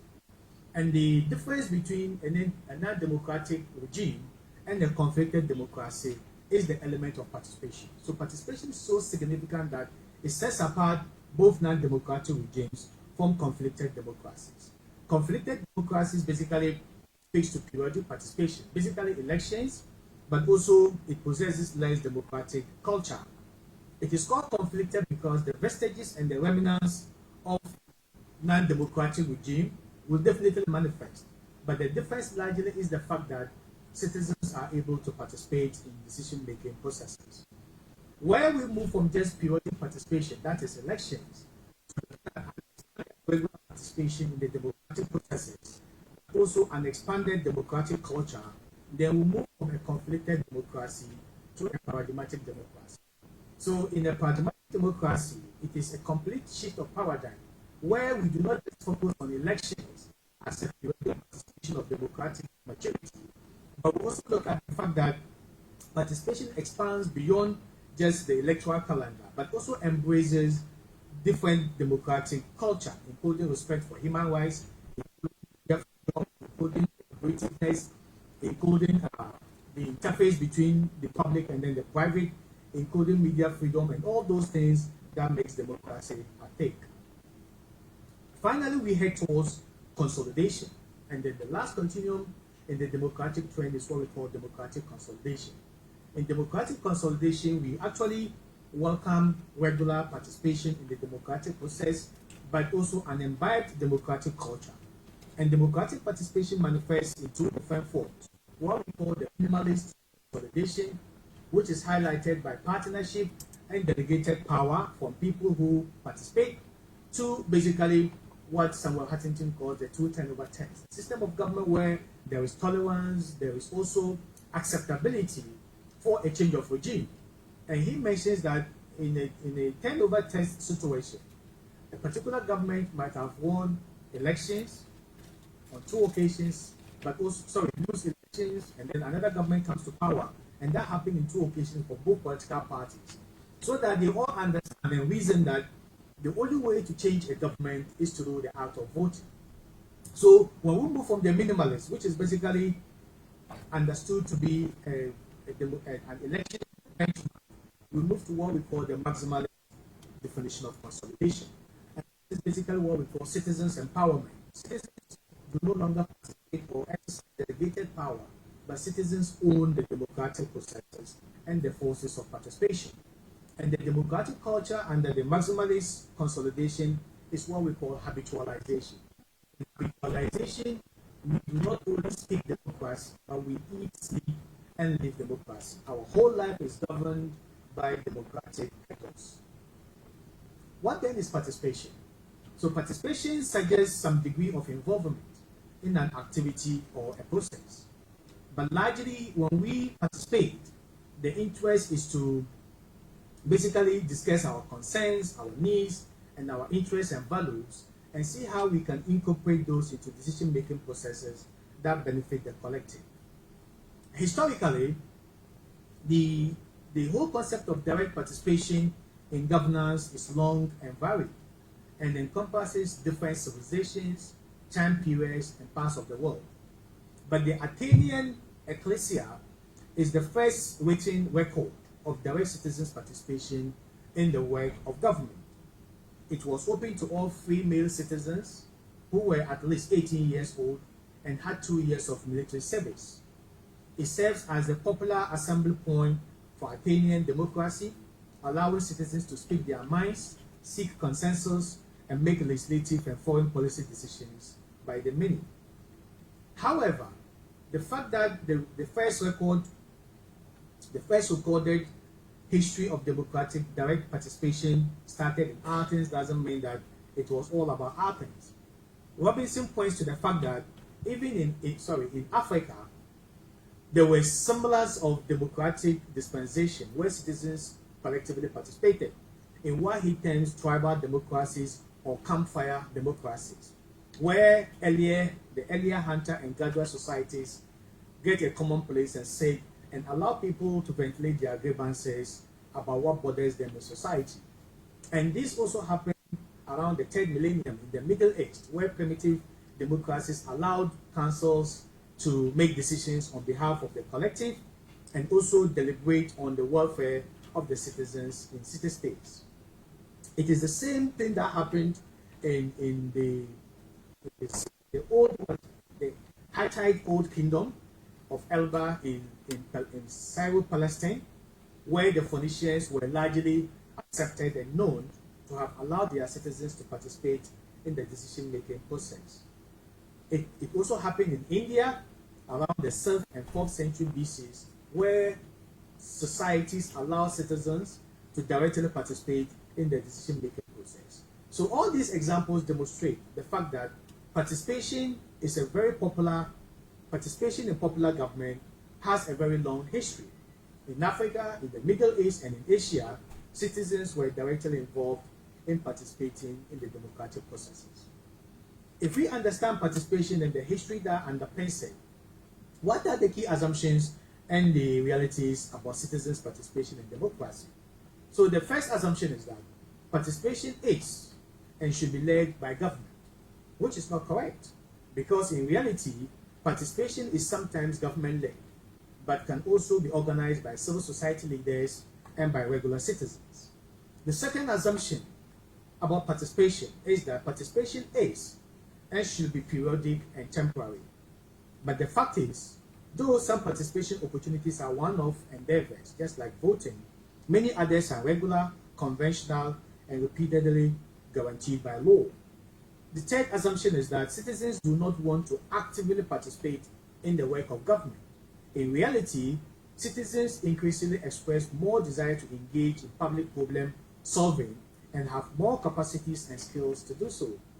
The last assumption is that citizens do not understand their individual needs and interests and are likely to give undue weight to personal rather than public concerns. But the reality is that participation can provide citizens with the information that they need to assess their own needs and interests, as well as the needs and interests of others. And in doing so, citizens can become more aware of and open to broader public concerns. There are various types of participation, and basically people refer to direct and indirect participation, which basically has to do with the indirect participation has to do with maybe voting or contributing campaign funds to political parties to win elections, whilst the direct participation basically has to do with the tick participation, where a larger group of people participate in a very small breakout sessions, or the team participation where just individuals sign petitions or do one-man demonstration or answer survey questions.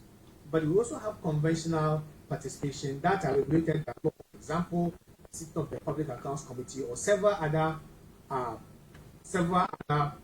commissions of inquiries and deliberative platforms. But the most and highly respected opinion of types of participation is what has been provided by Sherry Einstein in what she describes as the ladder of participation.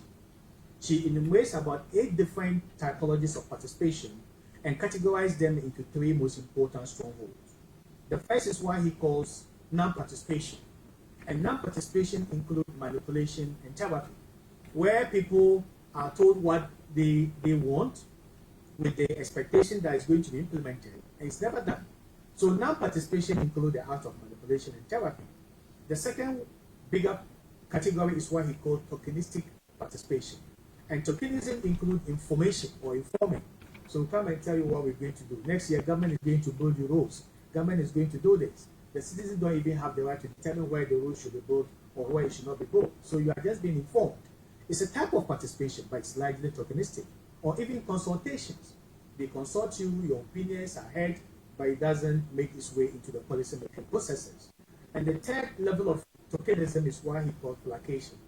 But the last and then the third most important is what Einstein called citizens' power. And the citizens' power includes building partnership with the youth and other groups that want to participate in the policy-making processes, or giving them a delegated power to be able to take decisions on behalf of duty bearers in the interest of the youth, or citizens' control, where the youth have the opportunity to participate, regulate, influence, and shape the public policy-making processes to favor them. So when you look at all these various levels of participation, the most important thing is their ability to inform, their ability to give people the opportunity to tell their stories, their ability to present a range of policy choices and alternatives, giving citizens, specifically the youth, political legitimacy, and supporting a variety of mechanisms to addressing the interests of the youth.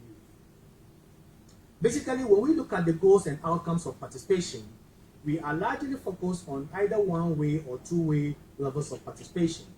When we are looking at the one-way participation level, the basic intention of those that create the opportunity for us to participate is just to inform us.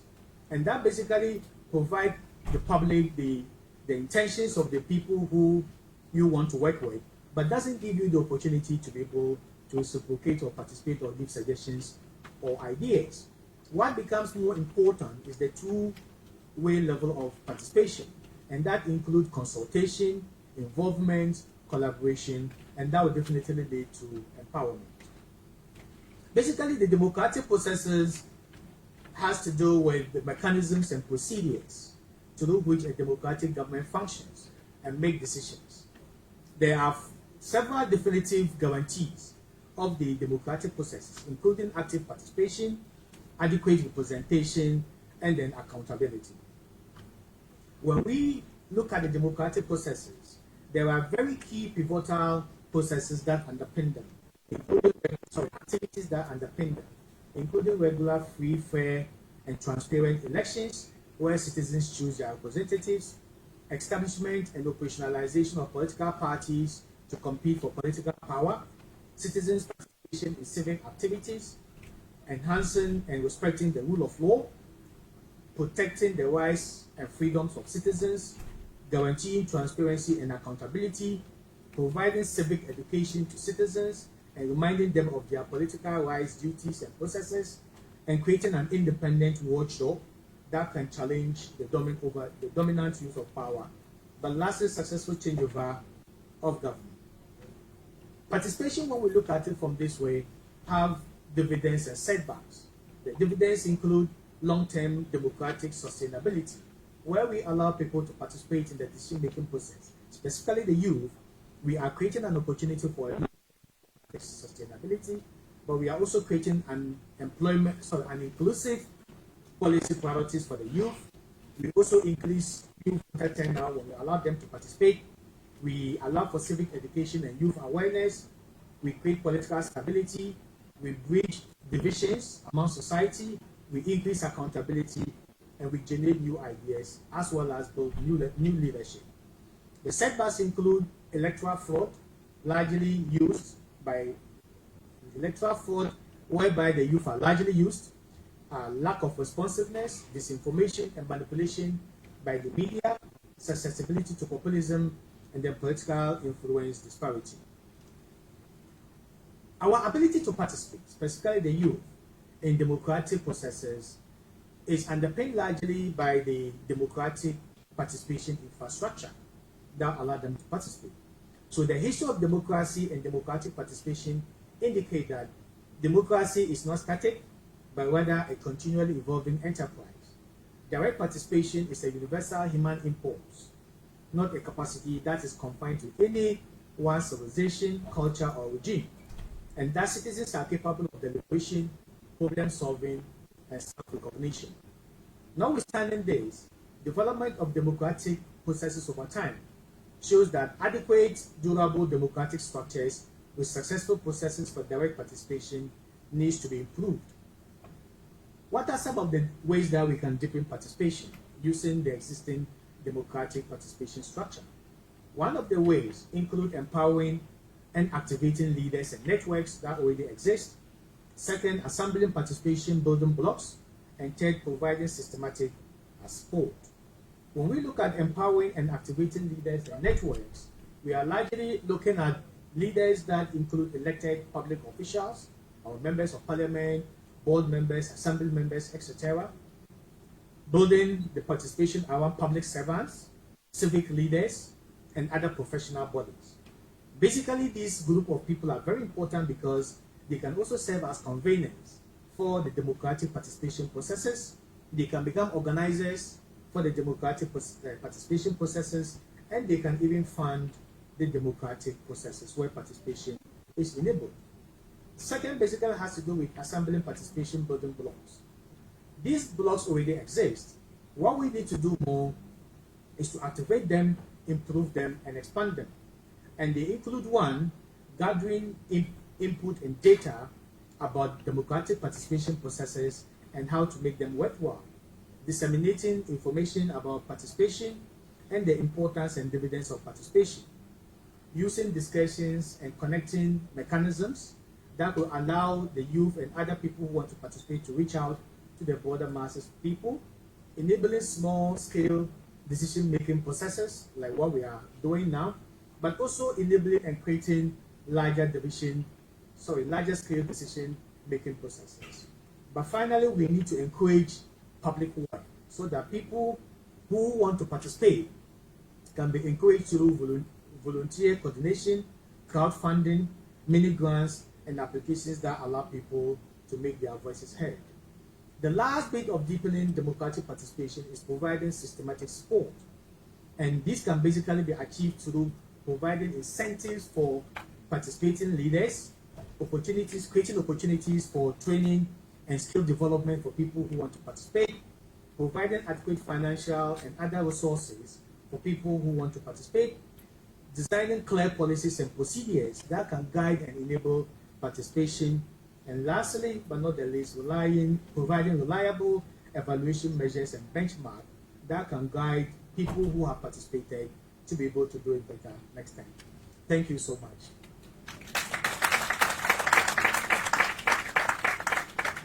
We can definitely do better. Thank you very, very much, Professor Ali Dusedu, who is the head of the Political Science Department of the University of Ghana. So I'm sure you're ready now. I'm told that you have a class at 5:30, so what we're going to do is to get into the discussion. And once we get into the discussion, there are very few questions to ask. It's not about me, it's about you. So we'll give you a chance to ask all the questions that you want to ask, and our panelists would be able to address all of those questions. And the first person, and please you'll have a seat here for me, is the chairperson of the National Commission for Civic Education, Kathleen Abi. Let's welcome her with a round of applause. Of course, she is a civic activist with particular interest in women empowerment as well as accountable and responsive governance. That's the most important thing. Next person is one we've all known. He's also been very, very vibrant in the civic space, particularly engaging in a lot of participatory democracy. He's the Executive Director of the Institute of Democratic Governance, IDEC, Dr. Emmanuel Akwete. And Professor Seydou Alidou, if you could also join them, I'll be very glad. Thank you very much.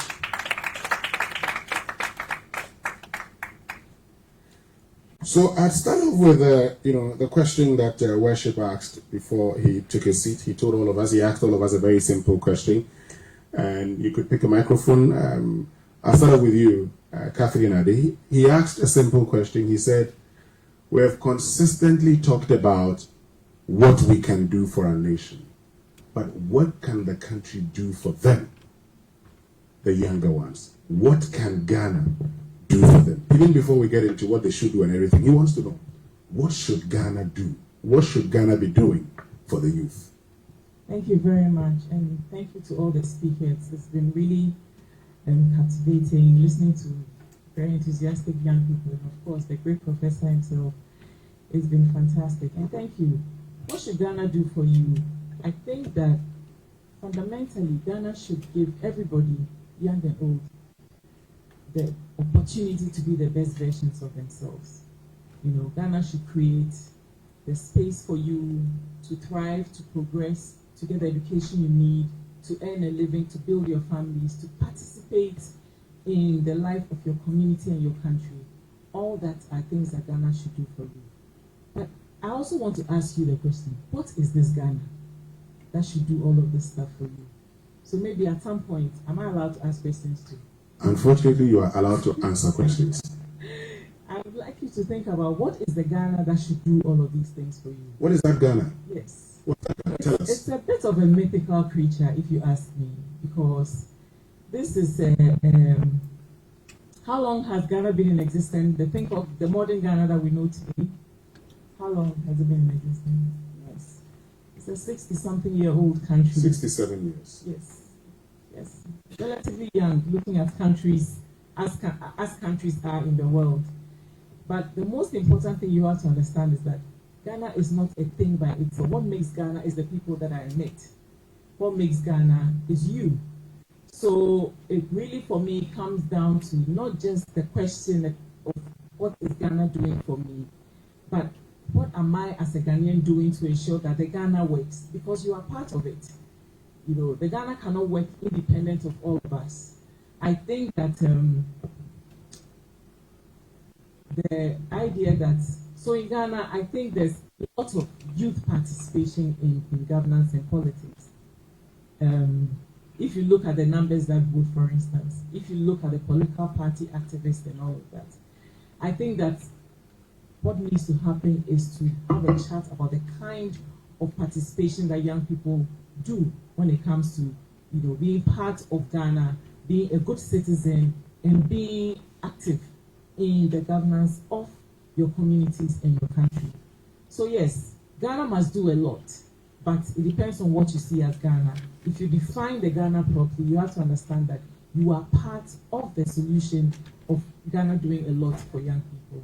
Thank you. Great. Let me get to Dr. Akpetu. Not the same question, but we've been talking about the participation of youth in a democratic process. Why is it important for these young ones to effectively participate in a democratic governance process? Thank you. Thank you very much. Pleasure to be here to join you. First of all, the way you're calling them young ones makes me think of here. I mean, if I go to a creche or primary school and they say young ones, I understand. They say they are young. Someone has sent me a message to say that they are still the youthful population. I shouldn't bring my old age to them. Maybe because they vote. The age 18 to 35 and above. And I can see postgraduates here and people training to be lawyers and lawyers themselves and so on. So you are the kind of a group of Ghanaians who we expect a lot from, because where you are, across the range of professions, you fit in, and your purpose is to take Ghana to the level higher than you found it. So you're in a leadership role, whether you like it or not. You're an adult. Nobody will spare you for doing wrong things. But Ghana prepares you so you will serve Ghana better. You are not prepared. If Ghana prepares us to be ineffective in being leaders, but rather we depend on Ghana for everything. I must get a job, and the money is not enough, the pay is too small, I can't pay the hospital fees, and so on. That is one category of citizens we have. And then we have the likes like you, where also did you say? Worship. Yes. If I'm to use the church analogy, to lead worship, wabbing. And therefore there are different expectations. At a certain point, especially when you've been to the university, the assumption is made that the community that created the conditions for you and make it better. Unfortunately, sometimes we think first of ourselves. And in that case, I want to be a very rich man, and I want to own this and so on. And how you get these things doesn't matter to you so long as you have it to show. And it goes with a whole lot of habits that then undermines the values. Every nation has a value, and we are taught that in school. So today I can see many of you in whatever you studied in the different professions. Ghana has invested in you. I mean, even if you paid fees, you can't say that you paid for the construction of this place and all that. But the expectation of Ghana is that you would evolve, grow into a leadership position, and be part of those who are transforming Ghana into the ideal Ghana. Yours may not be that perfect. So service to God and country, it said, and people must guide us first. And if you are very knowledgeable, there's a lot you can do. in bringing about change in the sector you've chosen, whether it's you want to be a judge, an engineer, a lawyer, a financier, an economist, and so on.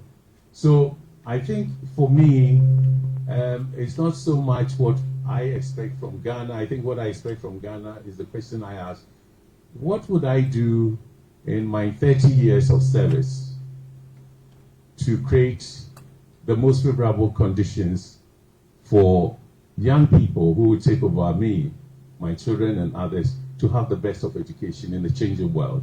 Technology is playing a whole lot. It's fast.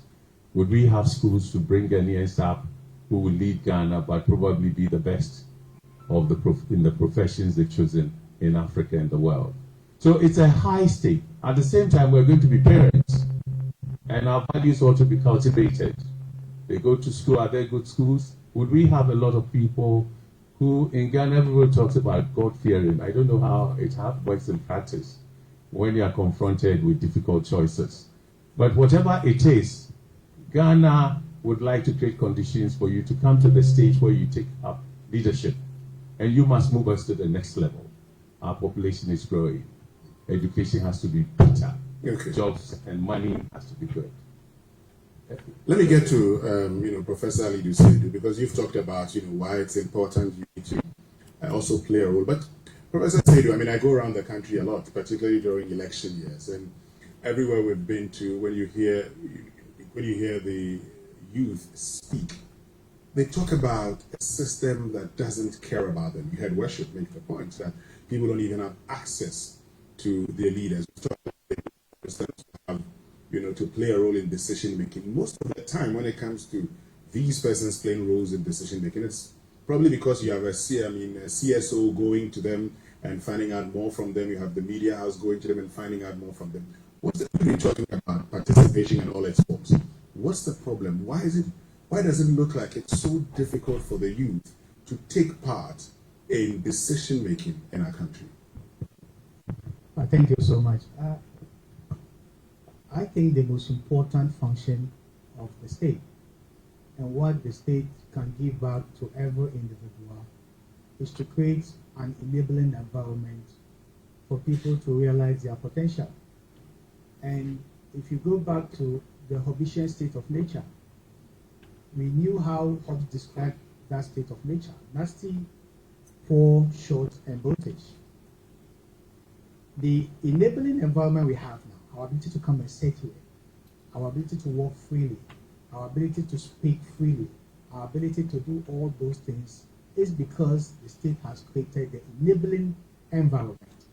So if you go back to the whole concept of development, either personal growth or state development, read the book of Amartya Sen. That's a fantastic book called Development as Freedom.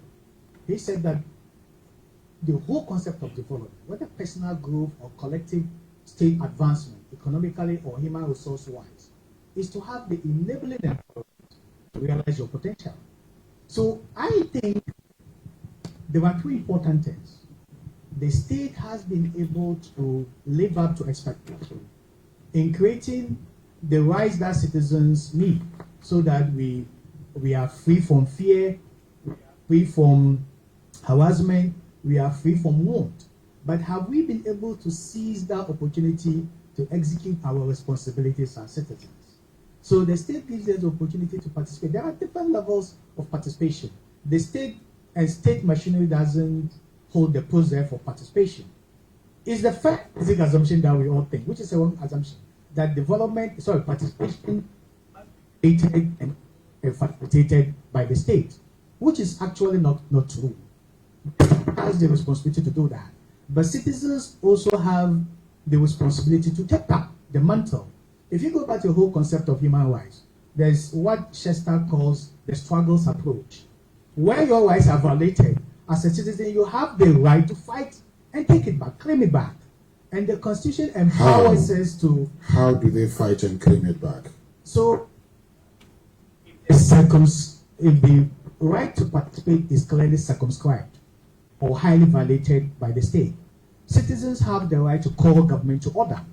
One, to do demonstrations, to do petitions, to do litigations. If it doesn't happen, you vote that government.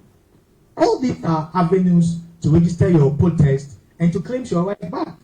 So there are various ways that citizens can initiate the fight back approach as individuals, as part of a group, as a collective, to be able to do that. And that is why we always say that democracy is the best system of government, because it provides that kind of enabling environment for citizens to fight back.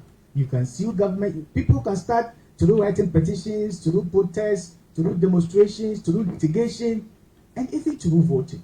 So, there are clearly defined procedure where we can do this. And the essence of democracy is to create the enabling environment, which I believe most democracies have done. And I think largely what we have failed to do as citizens is sometimes leave up to our responsibilities to claim the enabling environment that has been created to protect our interests and to challenge and contest government where we think our interests and our wishes and our aspirations are clearly violated. Let me get to Dr. Akwetu. Talking about claiming, taking advantage of that enabling environment. Look, today, if we're coming up with a new policy, we've always talked about consultation, discussion. At the end of the day, we would come back and say we've gone around the country, we've spoken to people. But really, how many people do we speak? And how many of the groups that really matter do we consult? Thank you. I think these are things we ought to take seriously, because when it's democracy, you have a right that must be respected. But it is not your duty to create the enabling conditions to participate in public policy making or decisions. The quality of education is important, but at this stage, we have elections next year. In December. And so it's a very crucial year where parties will tell you what they want to do for us, and you will tell them, point out what they failed to do, and you want to understand what they might do better or how they can correct them. Why can't we have those discussions in the university with the parties coming? I hear TESCON and TAIN is here, but you also have NUTS and you have SRC. In my time, debates and various groups were there. NUTS had a certain presence. And the quality of debates, the knowledge, it was competitive. We had various rooms in the halls, in our lecture halls, and so on. And then when I left and came back a couple of years later, I heard of TESCON and TAIN as the dominant group on campus. I was interested, and I said, wow, so what are they doing? What do they do? What do they talk about? Because I saw a legion of quality debate, but also strong advocacy on policies the government should pursue to respond to not only your needs, but those coming and over. And I was quite active in GONSA, Ghana United Nations Students Association, and we looked at Pan-African, global, UN things and government on studentship policy, education policy, and various other things. The work I do in IDEC, we're engaging youth. We're trying to mobilize them to be quite decisive in putting their needs forward and for politicians to prioritize them and so on. And when I try to call people from whether TAIN or TESCON and see how they engage in the processes and so on, I don't get it. I don't know if NUTS exists and has the power I knew it was. And so if I compare students, unions and organizations and what they focus on primarily at the university, you want to transform. I mean, that's your revolutionary. You want to see better education, jobs, and so on and so forth. I do not have that vibe anymore. Okay, and when I ask, I'm told that, the politicians have entered, there's a lot of money gained, and so on. So I can't differentiate. I want to differentiate from the university students from the parties. And the students pushing for the better Ghana, if somebody will use that term in commerce, in quotation. But I think there is something that has changed. The voices are not focused on public policy. The analysis of what is happening and it's not going well, and so they want to see change. Diverse groups, debates, and they are engaging the ministries, policy making, they are involved, and their ideas actually are central to manifestos. I don't get that, and I'm wondering, my interest in coming this evening is, please, I see how we shape the next line of manifestos, and how that is going to shape our behavior in the elections. And talking about elections and talking about manifestos, so we're in an election year. What must the youth do? How do they take advantage of it? Dr. Akwete first, before Kathleen Ade. Okay, so ask again. I said we're in an election year. Yes. What must the youth do to take advantage of the election year and participate in the process in shaping policy? Well, this is a moment of, we've done 32 years of the Fourth Republic, the most stable. And whether you like it or not, is you either have 28 years to 60 when you retire, and that is the period that I think we all should be concerned. How prepared are we? What framework exists? And what can we do? Look at the party manifestos and be future-oriented. In the next 28 years, you are going to make the crucial decisions, whether you like it or not, because of the natural transition. People are going to go. And so what knowledge do you have? What do you want to change to make sure that we are serving those coming? We want better leaders to succeed us. And so every sector, whether it's education, whether it's engineering, whether it's law, whether it's political science, banking, and so on, these are areas that we ought to take interest, not in a degree, but to understand what is happening there. That might help us build a more stable and peaceful country, a country where we can serve the poor and let them also grow to build a Ghana where everybody feels at home. So the voting, first of all, I think you should register to vote if you haven't and take it seriously. But I also think that you should engage the politicians in such a way that prescriptions would make sense. So many things are promised, but ab initio when you take the manifesto, that they can't deliver all of this because the economy is not in good shape. We have a lot of education problems with education. The universities are so, overloaded, and yet the facilities they need and so on. So what would they do to improve quality education? Because you are getting into the leadership. So I was talking specifically about those of you entering 30 and therefore going to be the leaders, whether you like it or not, because there's a phase out. Are we prepared for this? I don't know, seriously. And there is quite a bit of mess in the system.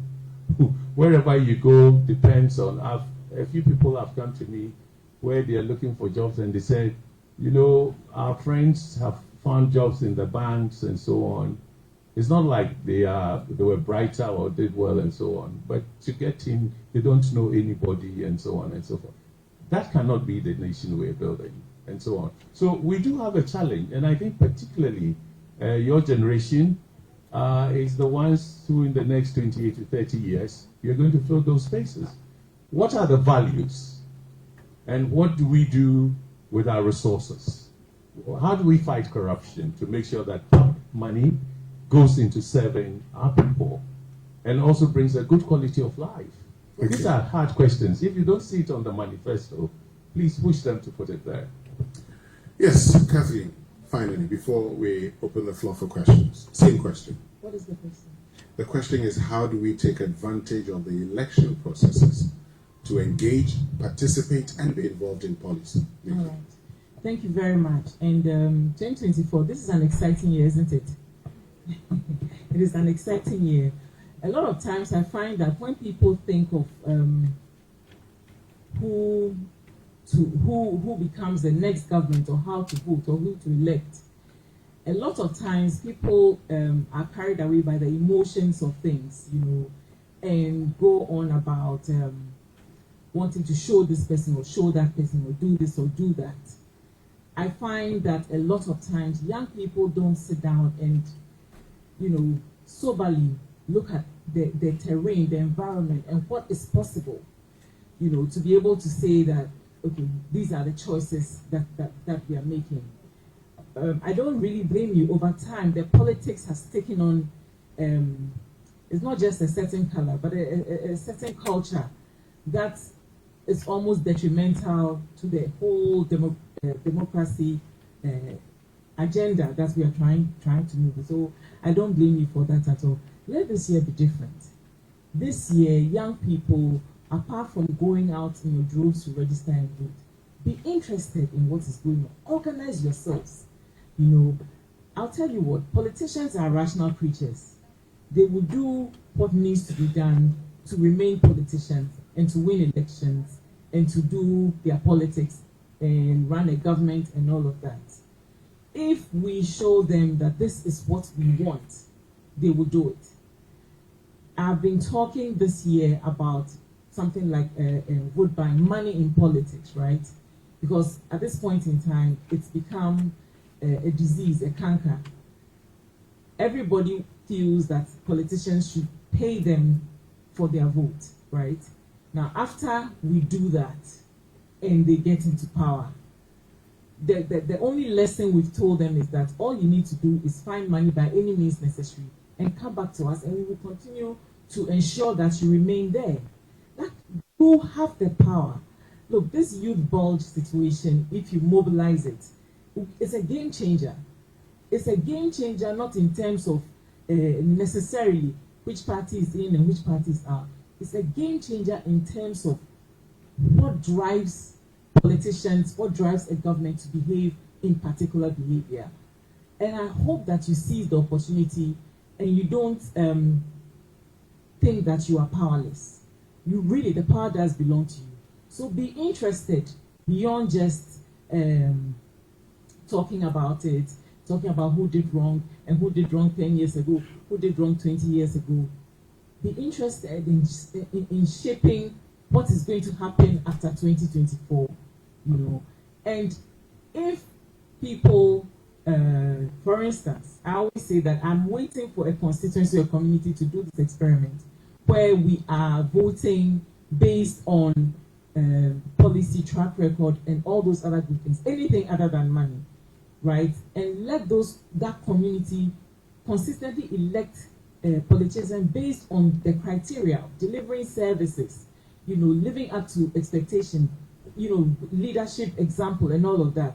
And let's see if it will not transform politicians overnight, because they themselves don't like, many of them, maybe not all, let me just check myself here.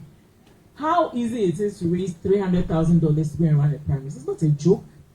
It's serious money, you know. So really, a lot of it depends on us. And I think that it's really, people find it burdensome when the conversation is about your own participation, what you can do to make a difference. But really, truly, that's the solution. Because trust me, I don't know who made my favorite thing, I think you said it, that nobody is born a good citizen. No country emerges or suddenly is democratic, or if, do you understand? Things happen for things to happen. In order to be a good citizen, first you must be taught to be a good citizen. When you are taught to be a good citizen, you must practice good citizenship. You must understand your rights. You must exercise your responsibilities. You must be part of ensuring that your communities thrive and grow, and that government is accountable to you. It really all boils down to you. The country is not a thing that can do something. It is the people that can do anything. And right now, the people is you. I think that all you said has been, you've certainly excluded some of us, you know, but you have the power now. You have an opportunity, and you live in a time when you have access to information, you can organize better. Ghana is a democracy. I don't think you understand the value of that. Because before 32 years ago, these kinds of things where you come and stand here and free your mind, you might just disappear on your way home and nobody will find you again. Do you understand? We have come and we have some advantages. Let us take advantage of the advantages that we have today. It really is the only thing. And the other thing and let me not burst any bubbles here, but maybe Professor, maybe you will correct me here. Is it written anywhere or said anywhere that the democracy will be easy? That democracy is easy?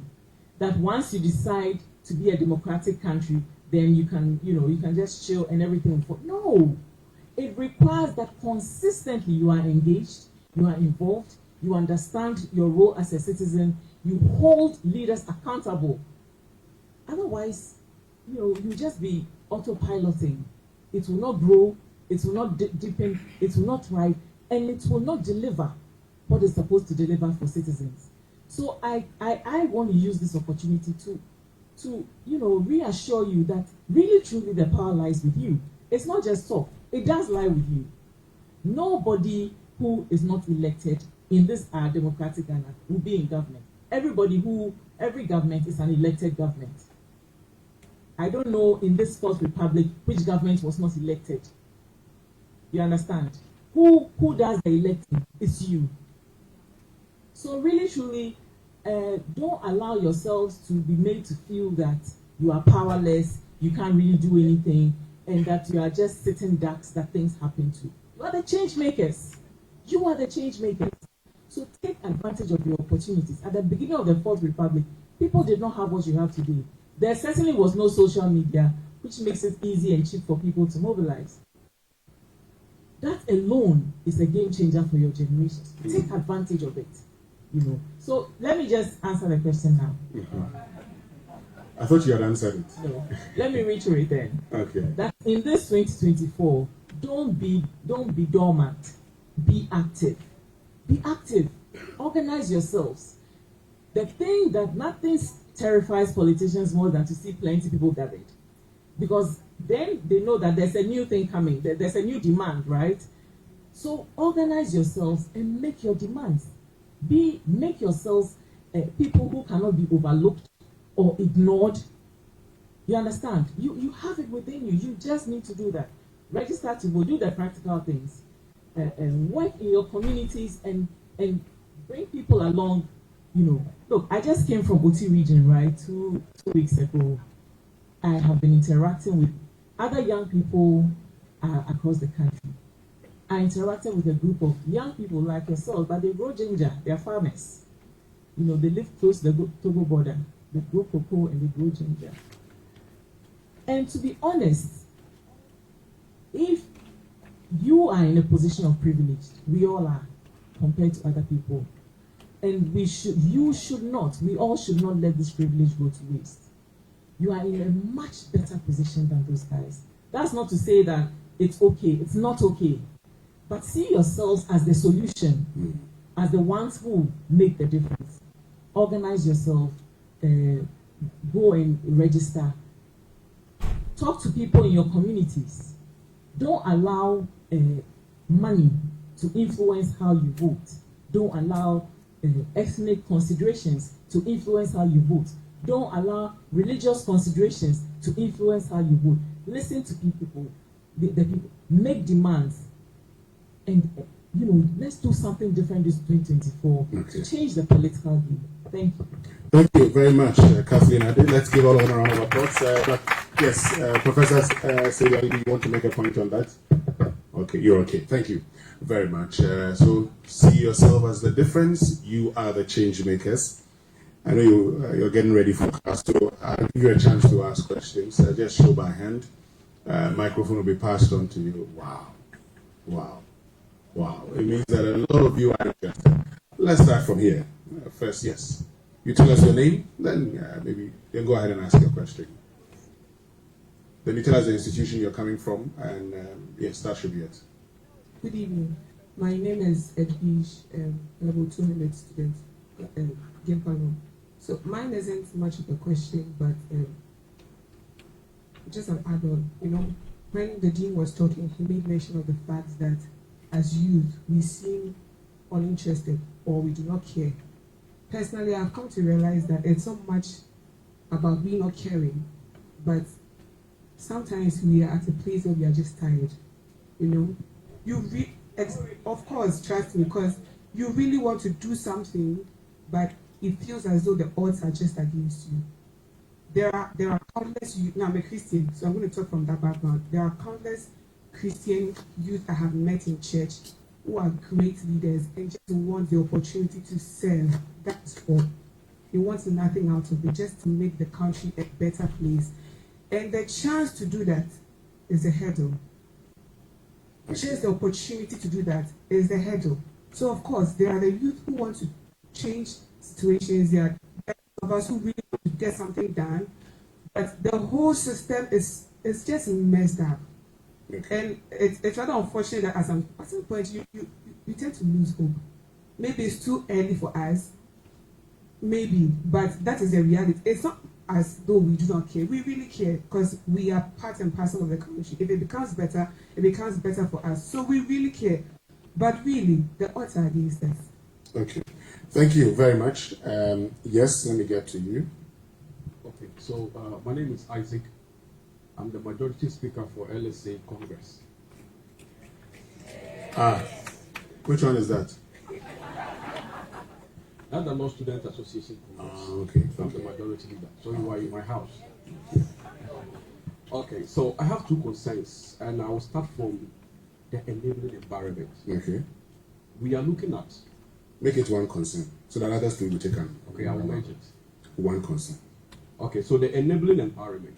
We are looking at a state where we pay taxes, we have resources, and the executive would entrust for us. So we believe all our resources come from them. We know we have institutions. That is, the institutions make legislation for us. We know we have organizations. That this organization represents we the youth. And we are here talking about enabling environment.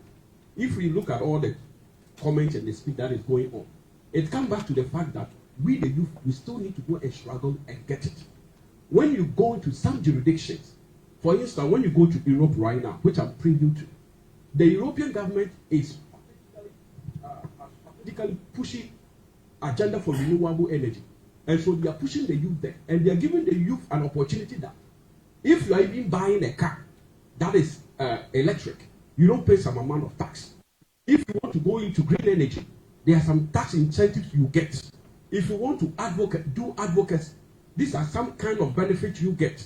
As we sit here, I can bet you, if not because of law, a lot of people don't even know where the NYA Act is.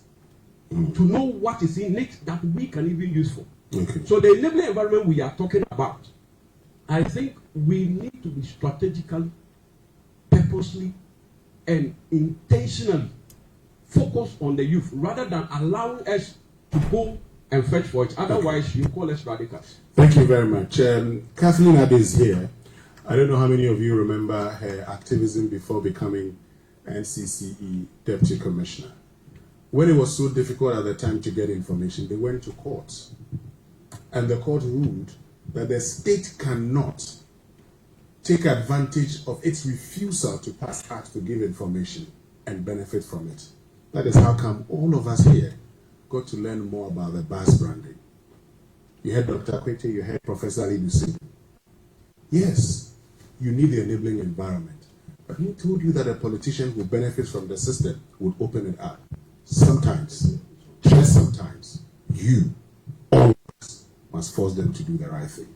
Let's get to the next question. Thank you very much for this opportunity. So I go by the name Sadie Warikiansu, reading public administration and economics. So my question is, drain is a threat to any democracy, and how can the youth be, how can the youth help in solving that challenge? Because we are seeing these days, and it has become a trend that most of our highly qualified professions are traveling out of the country because those in positions are not. So how can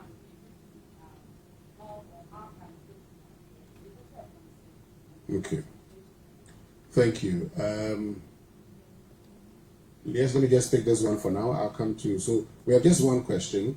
The rest have been comments. So you ask if you have a question or comment, then we'll move on to the next person.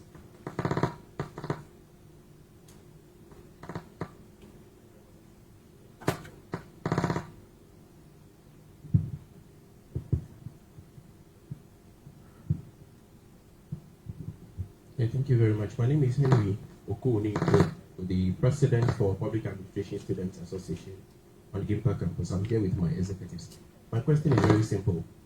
Madam mentioned, I think 2 weeks ago, she was in here and then engaged youth like our types here. I think our problem has to do with always focusing on the elite youth, especially when it comes to discussions like this.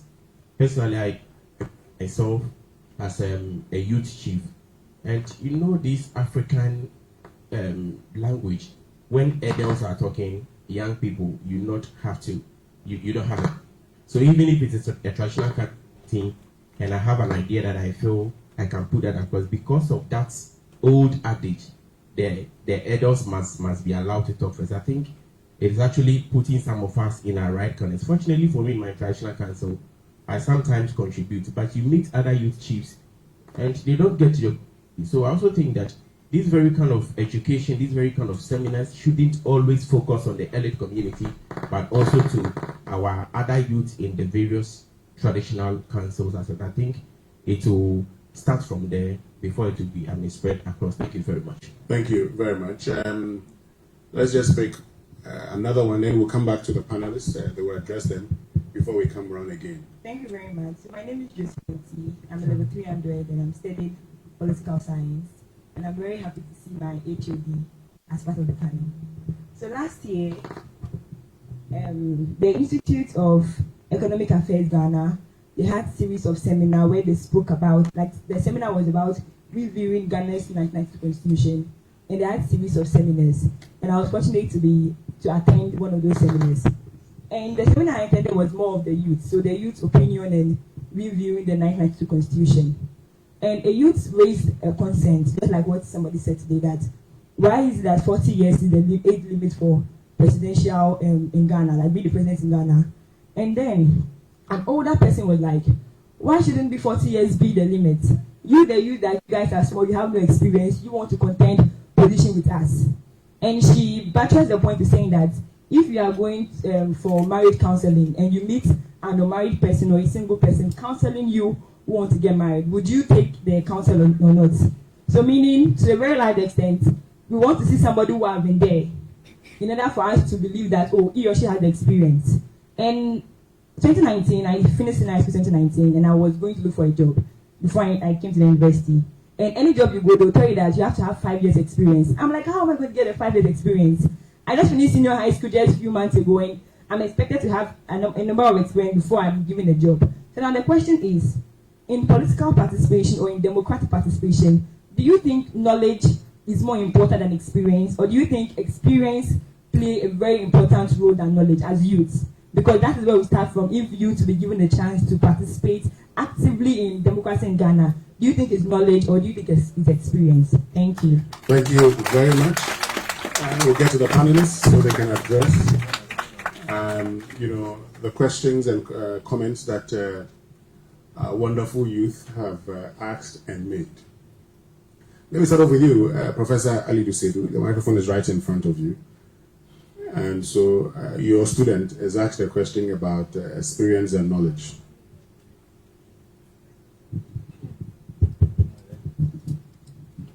Can you hear me? We can. I'd like my senior colleague, Dr. Emmanuel, to answer that one. He has both. So.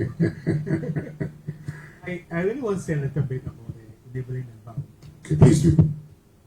Everything starts with it. That's why we have different levels of democracies. Open democracies, closed systems. You can't compare Europe to North Korea. You can't compare China to Ghana. You can't compare Germany to Brazil. You can't compare France. There's different enabling environment. All those democracies, people will do everything to get their rights addressed. And the enabling environment make the system more closed or open, depending on the level to which it is open. Every government has the opportunity to create that. So, like Winston, I studied in Britain. And in Britain, they pay taxes more than even we do here. There are job center places across the divide. You go to job center plus, you search for a job, the list pop up. You can search by wage, by location, by distance from your home. It pops up. You print it out. You call them, free phone call. They schedule an interview for you. But the fact that I say you pay taxes, you lie at your home, and looking for a job, it will come to you. You have to make an effort. Do you understand? How much more in political systems that these things don't even exist, and you still pay tax, and you won't stand up and fight for it? Definitely we have to. I think that's just what I was saying. Okay, Dr. Kuti. You know, I didn't know that my dear friend is Sir, is in the UK. So, Sir Professor, this is how I look at it. I think in politics, collective action is important. What made Legon very influential in public policy, the, NUCs and other associations. If you're alone, you can't. But if you come together and you define, we're in an election year, manifestos are going to come out, you have unique opportunity to let the parties know what is priority for you. And it's a bargaining situation because they need your votes. The race is tight, and they need your votes. You are so learned, they can't tell you what they will tell to people lacking the level of education you have. And that's why we should prepare ourselves and also act together. I mentioned TAFE and TESCON because I think as university with, and they are looking at the youth, the jobs, some of the things you're talking about. And you come together, you are considering where they go. I'm sure you have all sorts of cells around. Listen, they need vote. There is nothing as powerful as the vote on election day. So these are periods where you must come together to find what is it that if it changes or you could change on their manifesto. Okay? And you would hold them accountable. You told us this. Maybe that would be the basis for voting for them. So politics requires organization, just as students are organized more and so on. What are the 3-4 things, and what do you know about the parties? For instance, could you tell what, or maybe it's not late to look at what MPP promised last 4 years, and the aspects that the youth, who are the majority of the voters, and they are coming up as the leaders of the future. What did they say? Have they executed them? And so on. It needs information to influence these politicians. You need to point something that you said it, but this is what happened. And therefore, what you're saying again is, it's better you act in a group, sometimes than as individuals. So collectively, if you want to change, see yourself as the agents that have dreamt what the future you want to would look like, and the voting period empowers you, and they are dependent on you, and you want to see it in their manifesto. You see, and when it comes to voting, the parties are very vulnerable, So I think I'm not preaching radicalism, but all I'm saying is that define what it is. The common experiences that you have here is what defines public policy. I'm sure if we talk to your colleagues in other universities in Accra, we go beyond across the regions and so on. It's a huge group. And what do you want the parties, especially the two dominant parties, I call them duopolies, what do you want them to change? That is where your power is, because you can do the analysis, you can speak their language, you know globally what other examples are, what others are doing. Most of the time, I'll tell you, the parties rush in doing their manifestos. They don't do much research. They add on to what they did last year because they know that the majority of the people that they are appealing to will be grassroots people, people in their villages and so on. Whether you like it or not, you are the elites. You can't change it. So find a way to organize. And Nkrumah said, organization determines everything, or decides everything. So come together, find the NUCs and TENs and so on in the other regions and the other universities. Now we have so many universities. And ask yourself, how do we improve the quality of education? What about the jobs? It is untenable and unacceptable for you to find hundreds of thousands of graduates saying we are unemployed. So they form an unemployed graduation. And 4 or 5 years on, no job.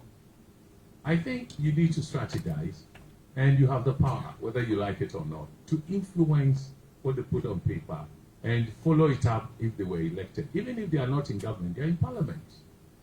So the power of the vote makes them vulnerable, and probably they open up to listen and to see what they can do.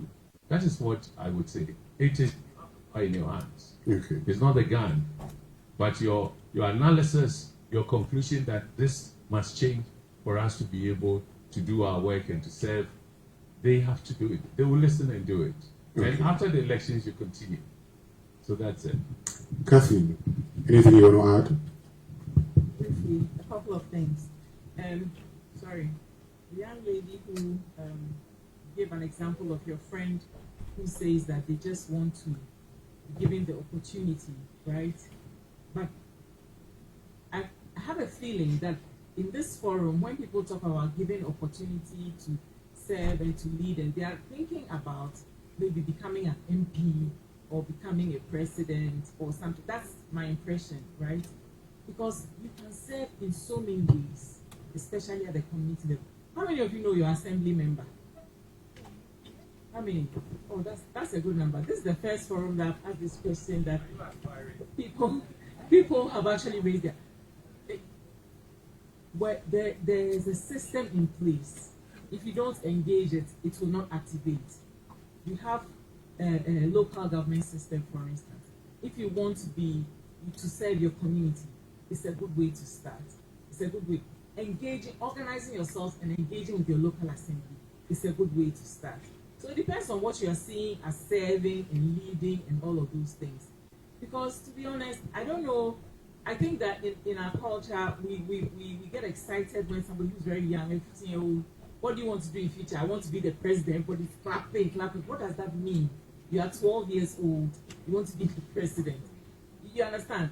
We have to be more systematic about these kinds of things and these aspirations. Let's move in steps.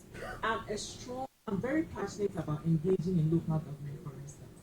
If you look at the Local Government Act, there are so many opportunities for you to be part of your community in a meaningful way, in a structured way. How many of us take advantage of that opportunity? In other places, they wish they could actually even have those opportunities. They say, and then you say in the survey, people say they don't have access to their leaders, right? But how can you have access to the president when he lives in Accra and you live somewhere else? It just doesn't work that way. But you have access to your assembly. Oh, I'm sorry, that's my phone. Forgive the noise. But you have access to the people in your community. Have you engaged them yet? You haven't engaged them yet. But you say you don't have access. Your MP does not live in the community. He has to come to Parliament, right? That's his office. That's her office. So if you don't see your MP, even though they must obviously have an arrangement for you to interact with them, it will not be on an everyday basis. But the person you can find every day is the person who is a member of the assembly. Have you engaged them yet?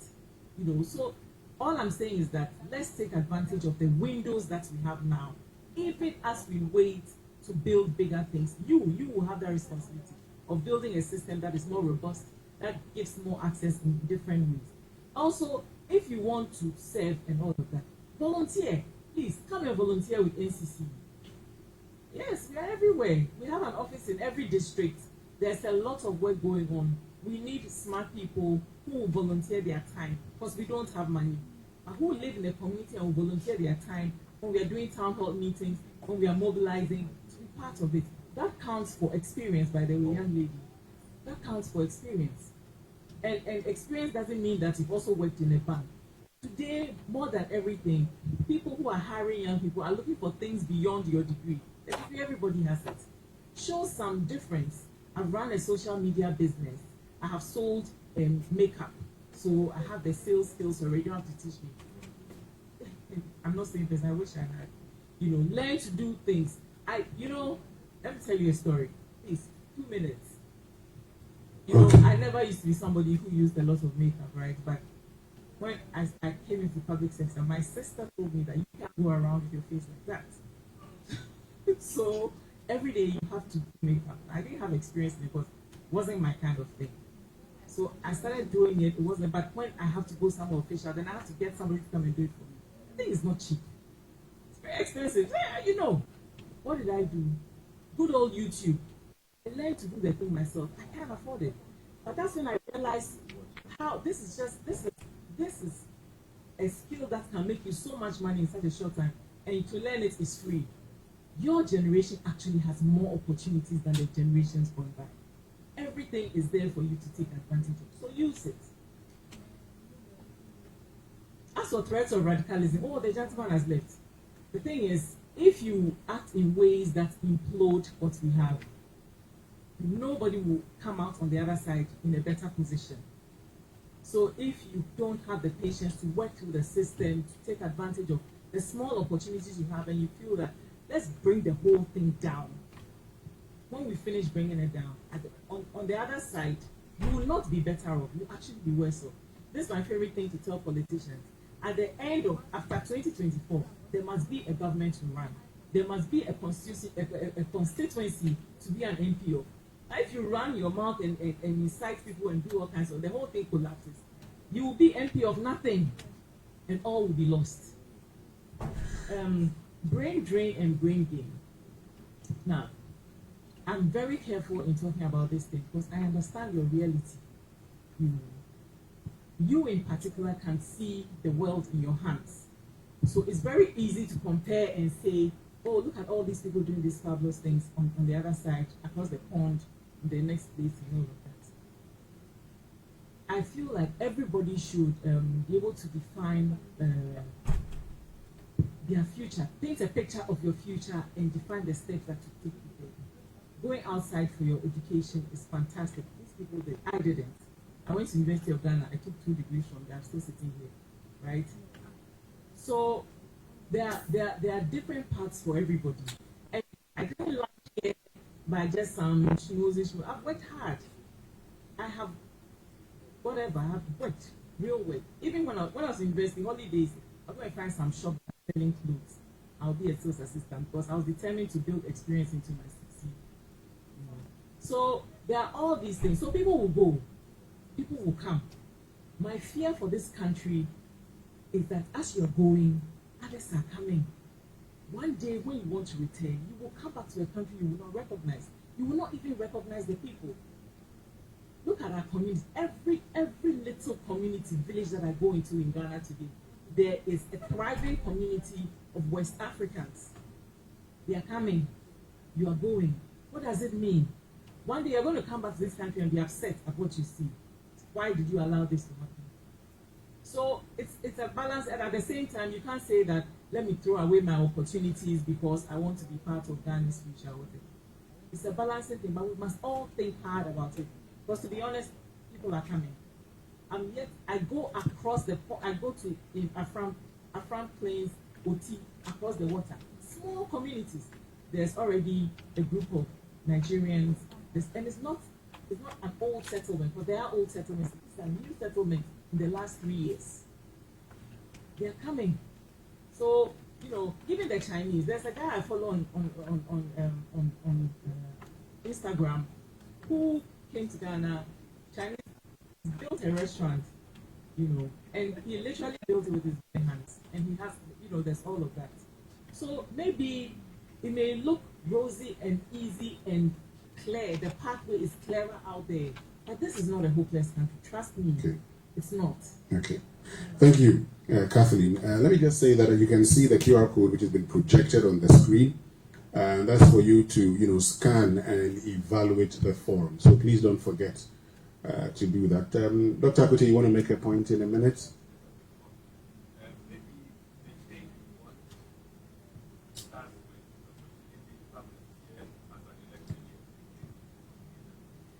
Oh.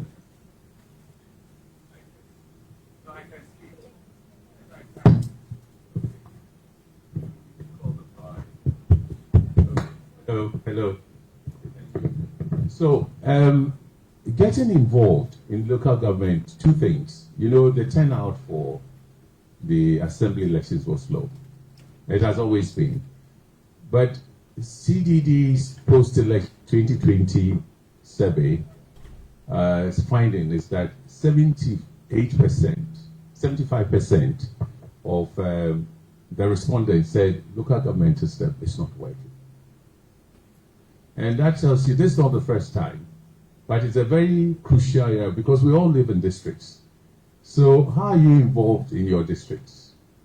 And how do you take that as an issue that should be resolved through the national elections? The policy, that we should make sure that the district economy, there's some investment needed, services must be provided, and what needs to be reformed, and so on. You're at a level that you should look at the big questions, the institutional reforms needed, but also look at the local government system quietly, carefully, and say, well, haven't we tested this for a long time? What do we do to change it so that it will respond to our needs as we also pay our taxes and all that? If you leave it all to the politicians, it will never happen. They don't have time. And sometimes they rush in coming up with solutions that you can punch holes in. So be proactive and active as a citizen, but group come together.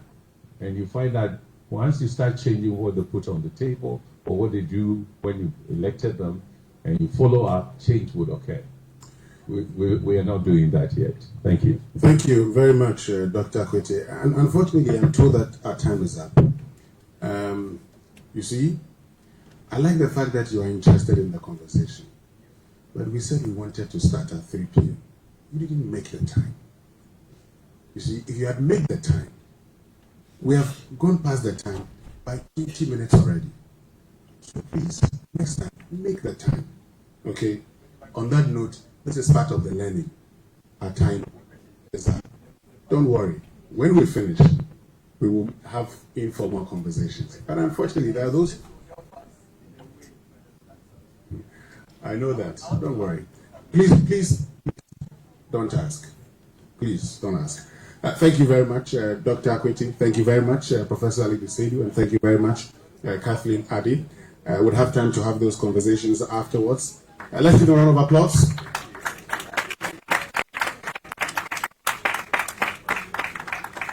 We now would take the closing remarks from the board chairman of CDS Africa, Professor Isaac Blankson. Let's welcome him with a round of applause.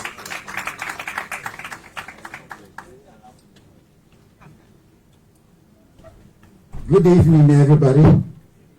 I'm very glad that CDS Africa put this together.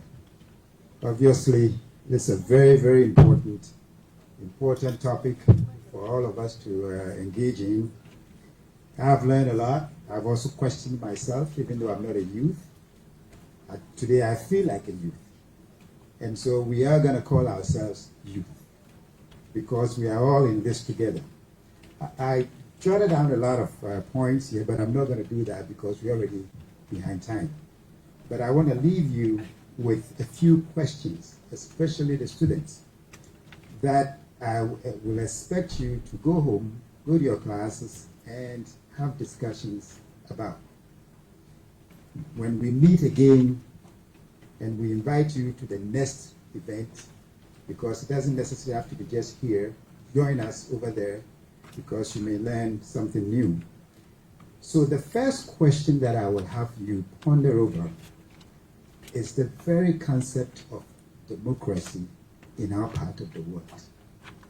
What kind of democracy do you want as the youth? Go and think about that question. Very, very important. Is this the one that is practiced in the US that we all excited about? Is it the Western type? Or is it something different?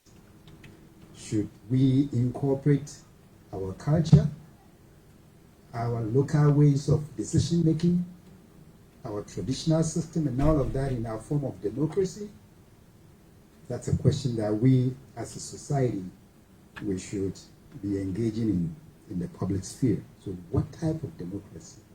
Our Professor Seidu told us a lot of types of democracy, but we have to create our own and define our own. So that's the first question. The second question really comes from my experience being the Pro-Vice Chancellor for Ghana Telecom, which is, if I say Ghana Telecom, everybody knows, but that's not the official name, Ghana Communication Technology University, and currently as the president of the African University College of Communication. It's part of my frustration. And that goes to the TAIN and TESCON societies or institutions on university campuses. My question to you, why are we practicing divisive participation or democracy on campuses? Whether we believe it or not, from my own experiences, I've never seen, since I've been to Ghana, on university campuses where TESCON and TAIN are seen eye to eye and managing on campus. Why is it that? Is it the future democracy that we are going to be seeing from you? So I expect, I'm seeing some of the TAIN and TESCON leaders here. Go and sit down face to face and ask yourself that question. Because what you are practicing here is what is going to be the future. And that is scary for me. I may be gone, but you will be here. So ask yourself, is that the divisive democracy that you see or participation that you see here on campus? Where are you learning these from? Because like Dr. Ekwete said, during our days, you had nukes, and we were very powerful because we were together. Policies were made and changed from university campuses. Politicians will run to campuses for safety. We will keep them, and then we will help them form policies. But now you have TAIN, you have TESCON, with all the negative influences, destroying the very fabric of our society. So personally, and as a university administrator, I challenge you now, today, those of you who are here who call yourself TESCON and TAIN, to go and ask yourself, why am I called TESCON and why am I called TAIN? And why can't we see eye to eye?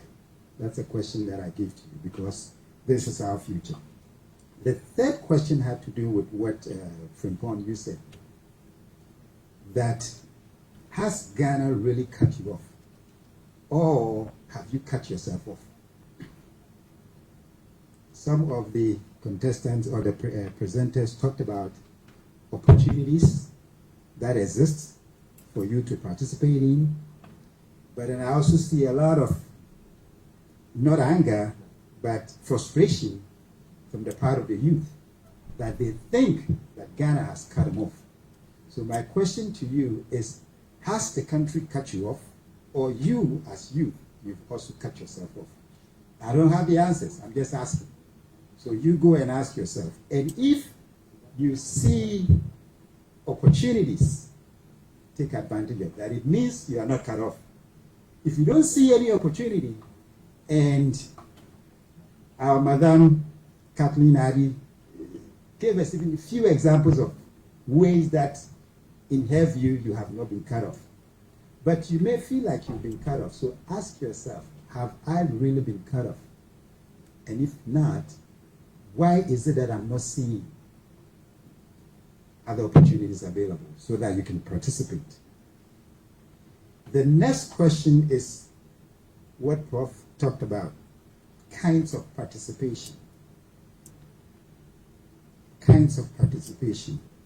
Do you expect the level and kind of participation that gives you rewards, an immediate reward and gratification? Or you are seeking true selfless participation? This question is loaded because from my experience, even on university campus, and I hate to put our lecturers on the platform here, sometimes you call lecturers to come for department meetings.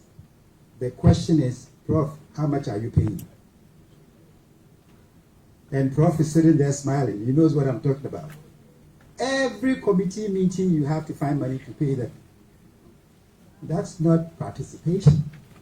That is work that you have to be paid for. So if truly we are seeking to find ways to participate, then my question to you, the youth, is that are you looking for the participation that can give you the instant monetary rewards, or you are looking for the true selfless participation that can make a difference in your society, in you yourself first, and then your society around you. So please ask that question for yourself. What kind of participation you're looking for? It is very easy to see flashy things around you and you desire for those things. But also there's a lot of research that tells that true happiness doesn't come from that. And in fact, most people who commit suicide are rich people, not the poor people. I did this experiment, just driving on the roadside.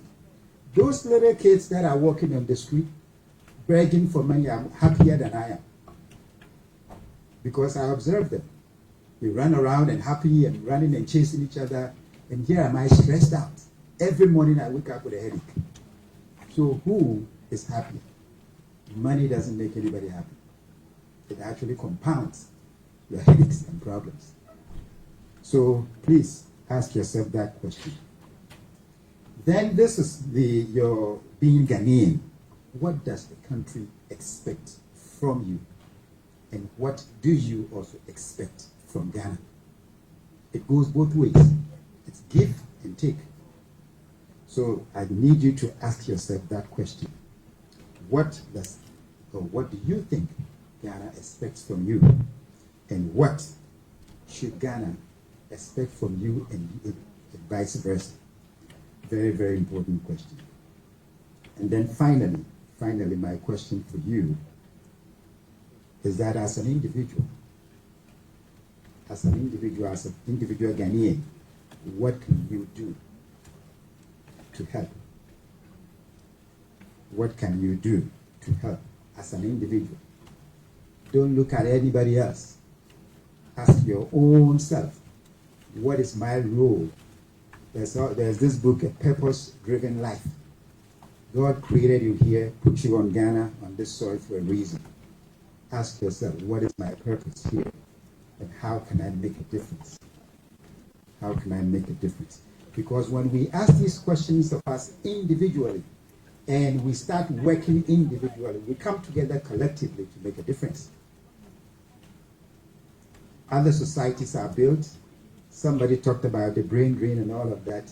But I also want to assure you, and Kathleen mentioned that, even African Americans are coming back.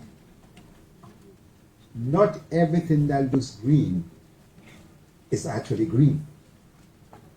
Of course, if we expect somebody else to create opportunities for you, it may not be there. But you can create opportunities for yourself. So please, please, please, my plea for you today, which I echo what CDS Africa is doing, is for you to be energized as individuals, as youth of this nation, and help us build a democratic system that we'll all be happy with, that will make us stay here, make us contribute to our part to making it work, so that we can all enjoy. After all, whatever we all do, we're not doing it for ourselves. You do it for your children, your children's children, and their children and children and children. And so let's take out this selfish attitude that unfortunately some of us are learning from the system, and especially for you, the youth. I sometimes question why that in the US, my students can come to me and ask me, Prof, why are you late today for class? But you sitting there cannot ask any of your professors why they are late to class. Because you, the youth, are sleeping. You are dormant. You've ceded your levels of power, authority, and all of that to us. And therefore, if you give it to me, I will trample on it. And that is what is happening. You have the power to make a change. You have the power to enhance our democratic system. You have the power to question our leaders. Go to sleep. Don't be dormant. Wake up make a difference, and I believe this is the very reason why CDS Africa put this together, so that you wake up from your slumber, from your sleep, and make a change and make a difference in our nation.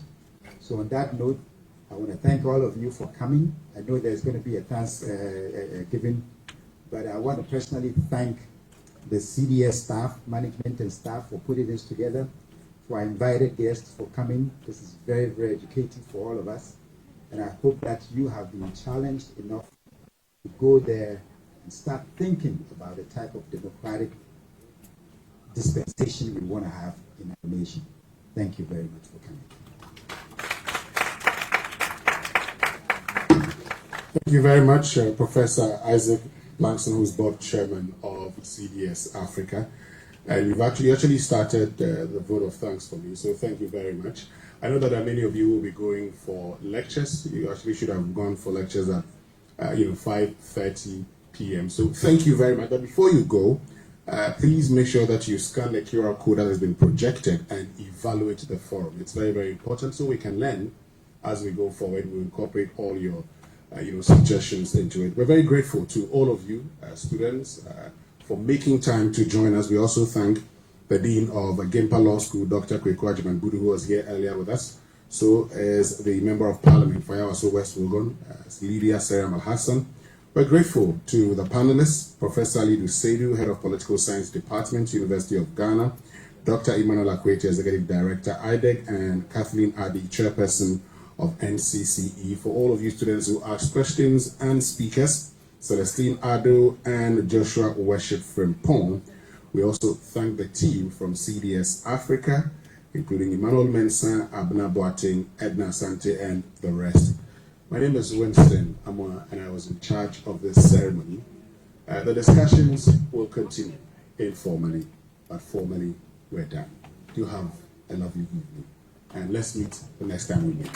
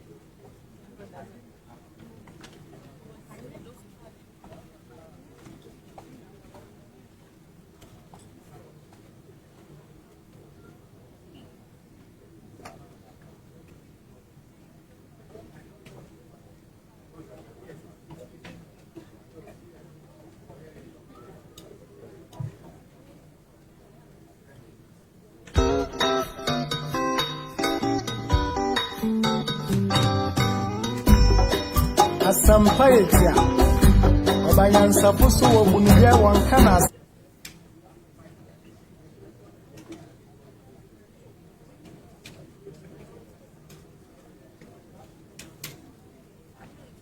Omani Yamamana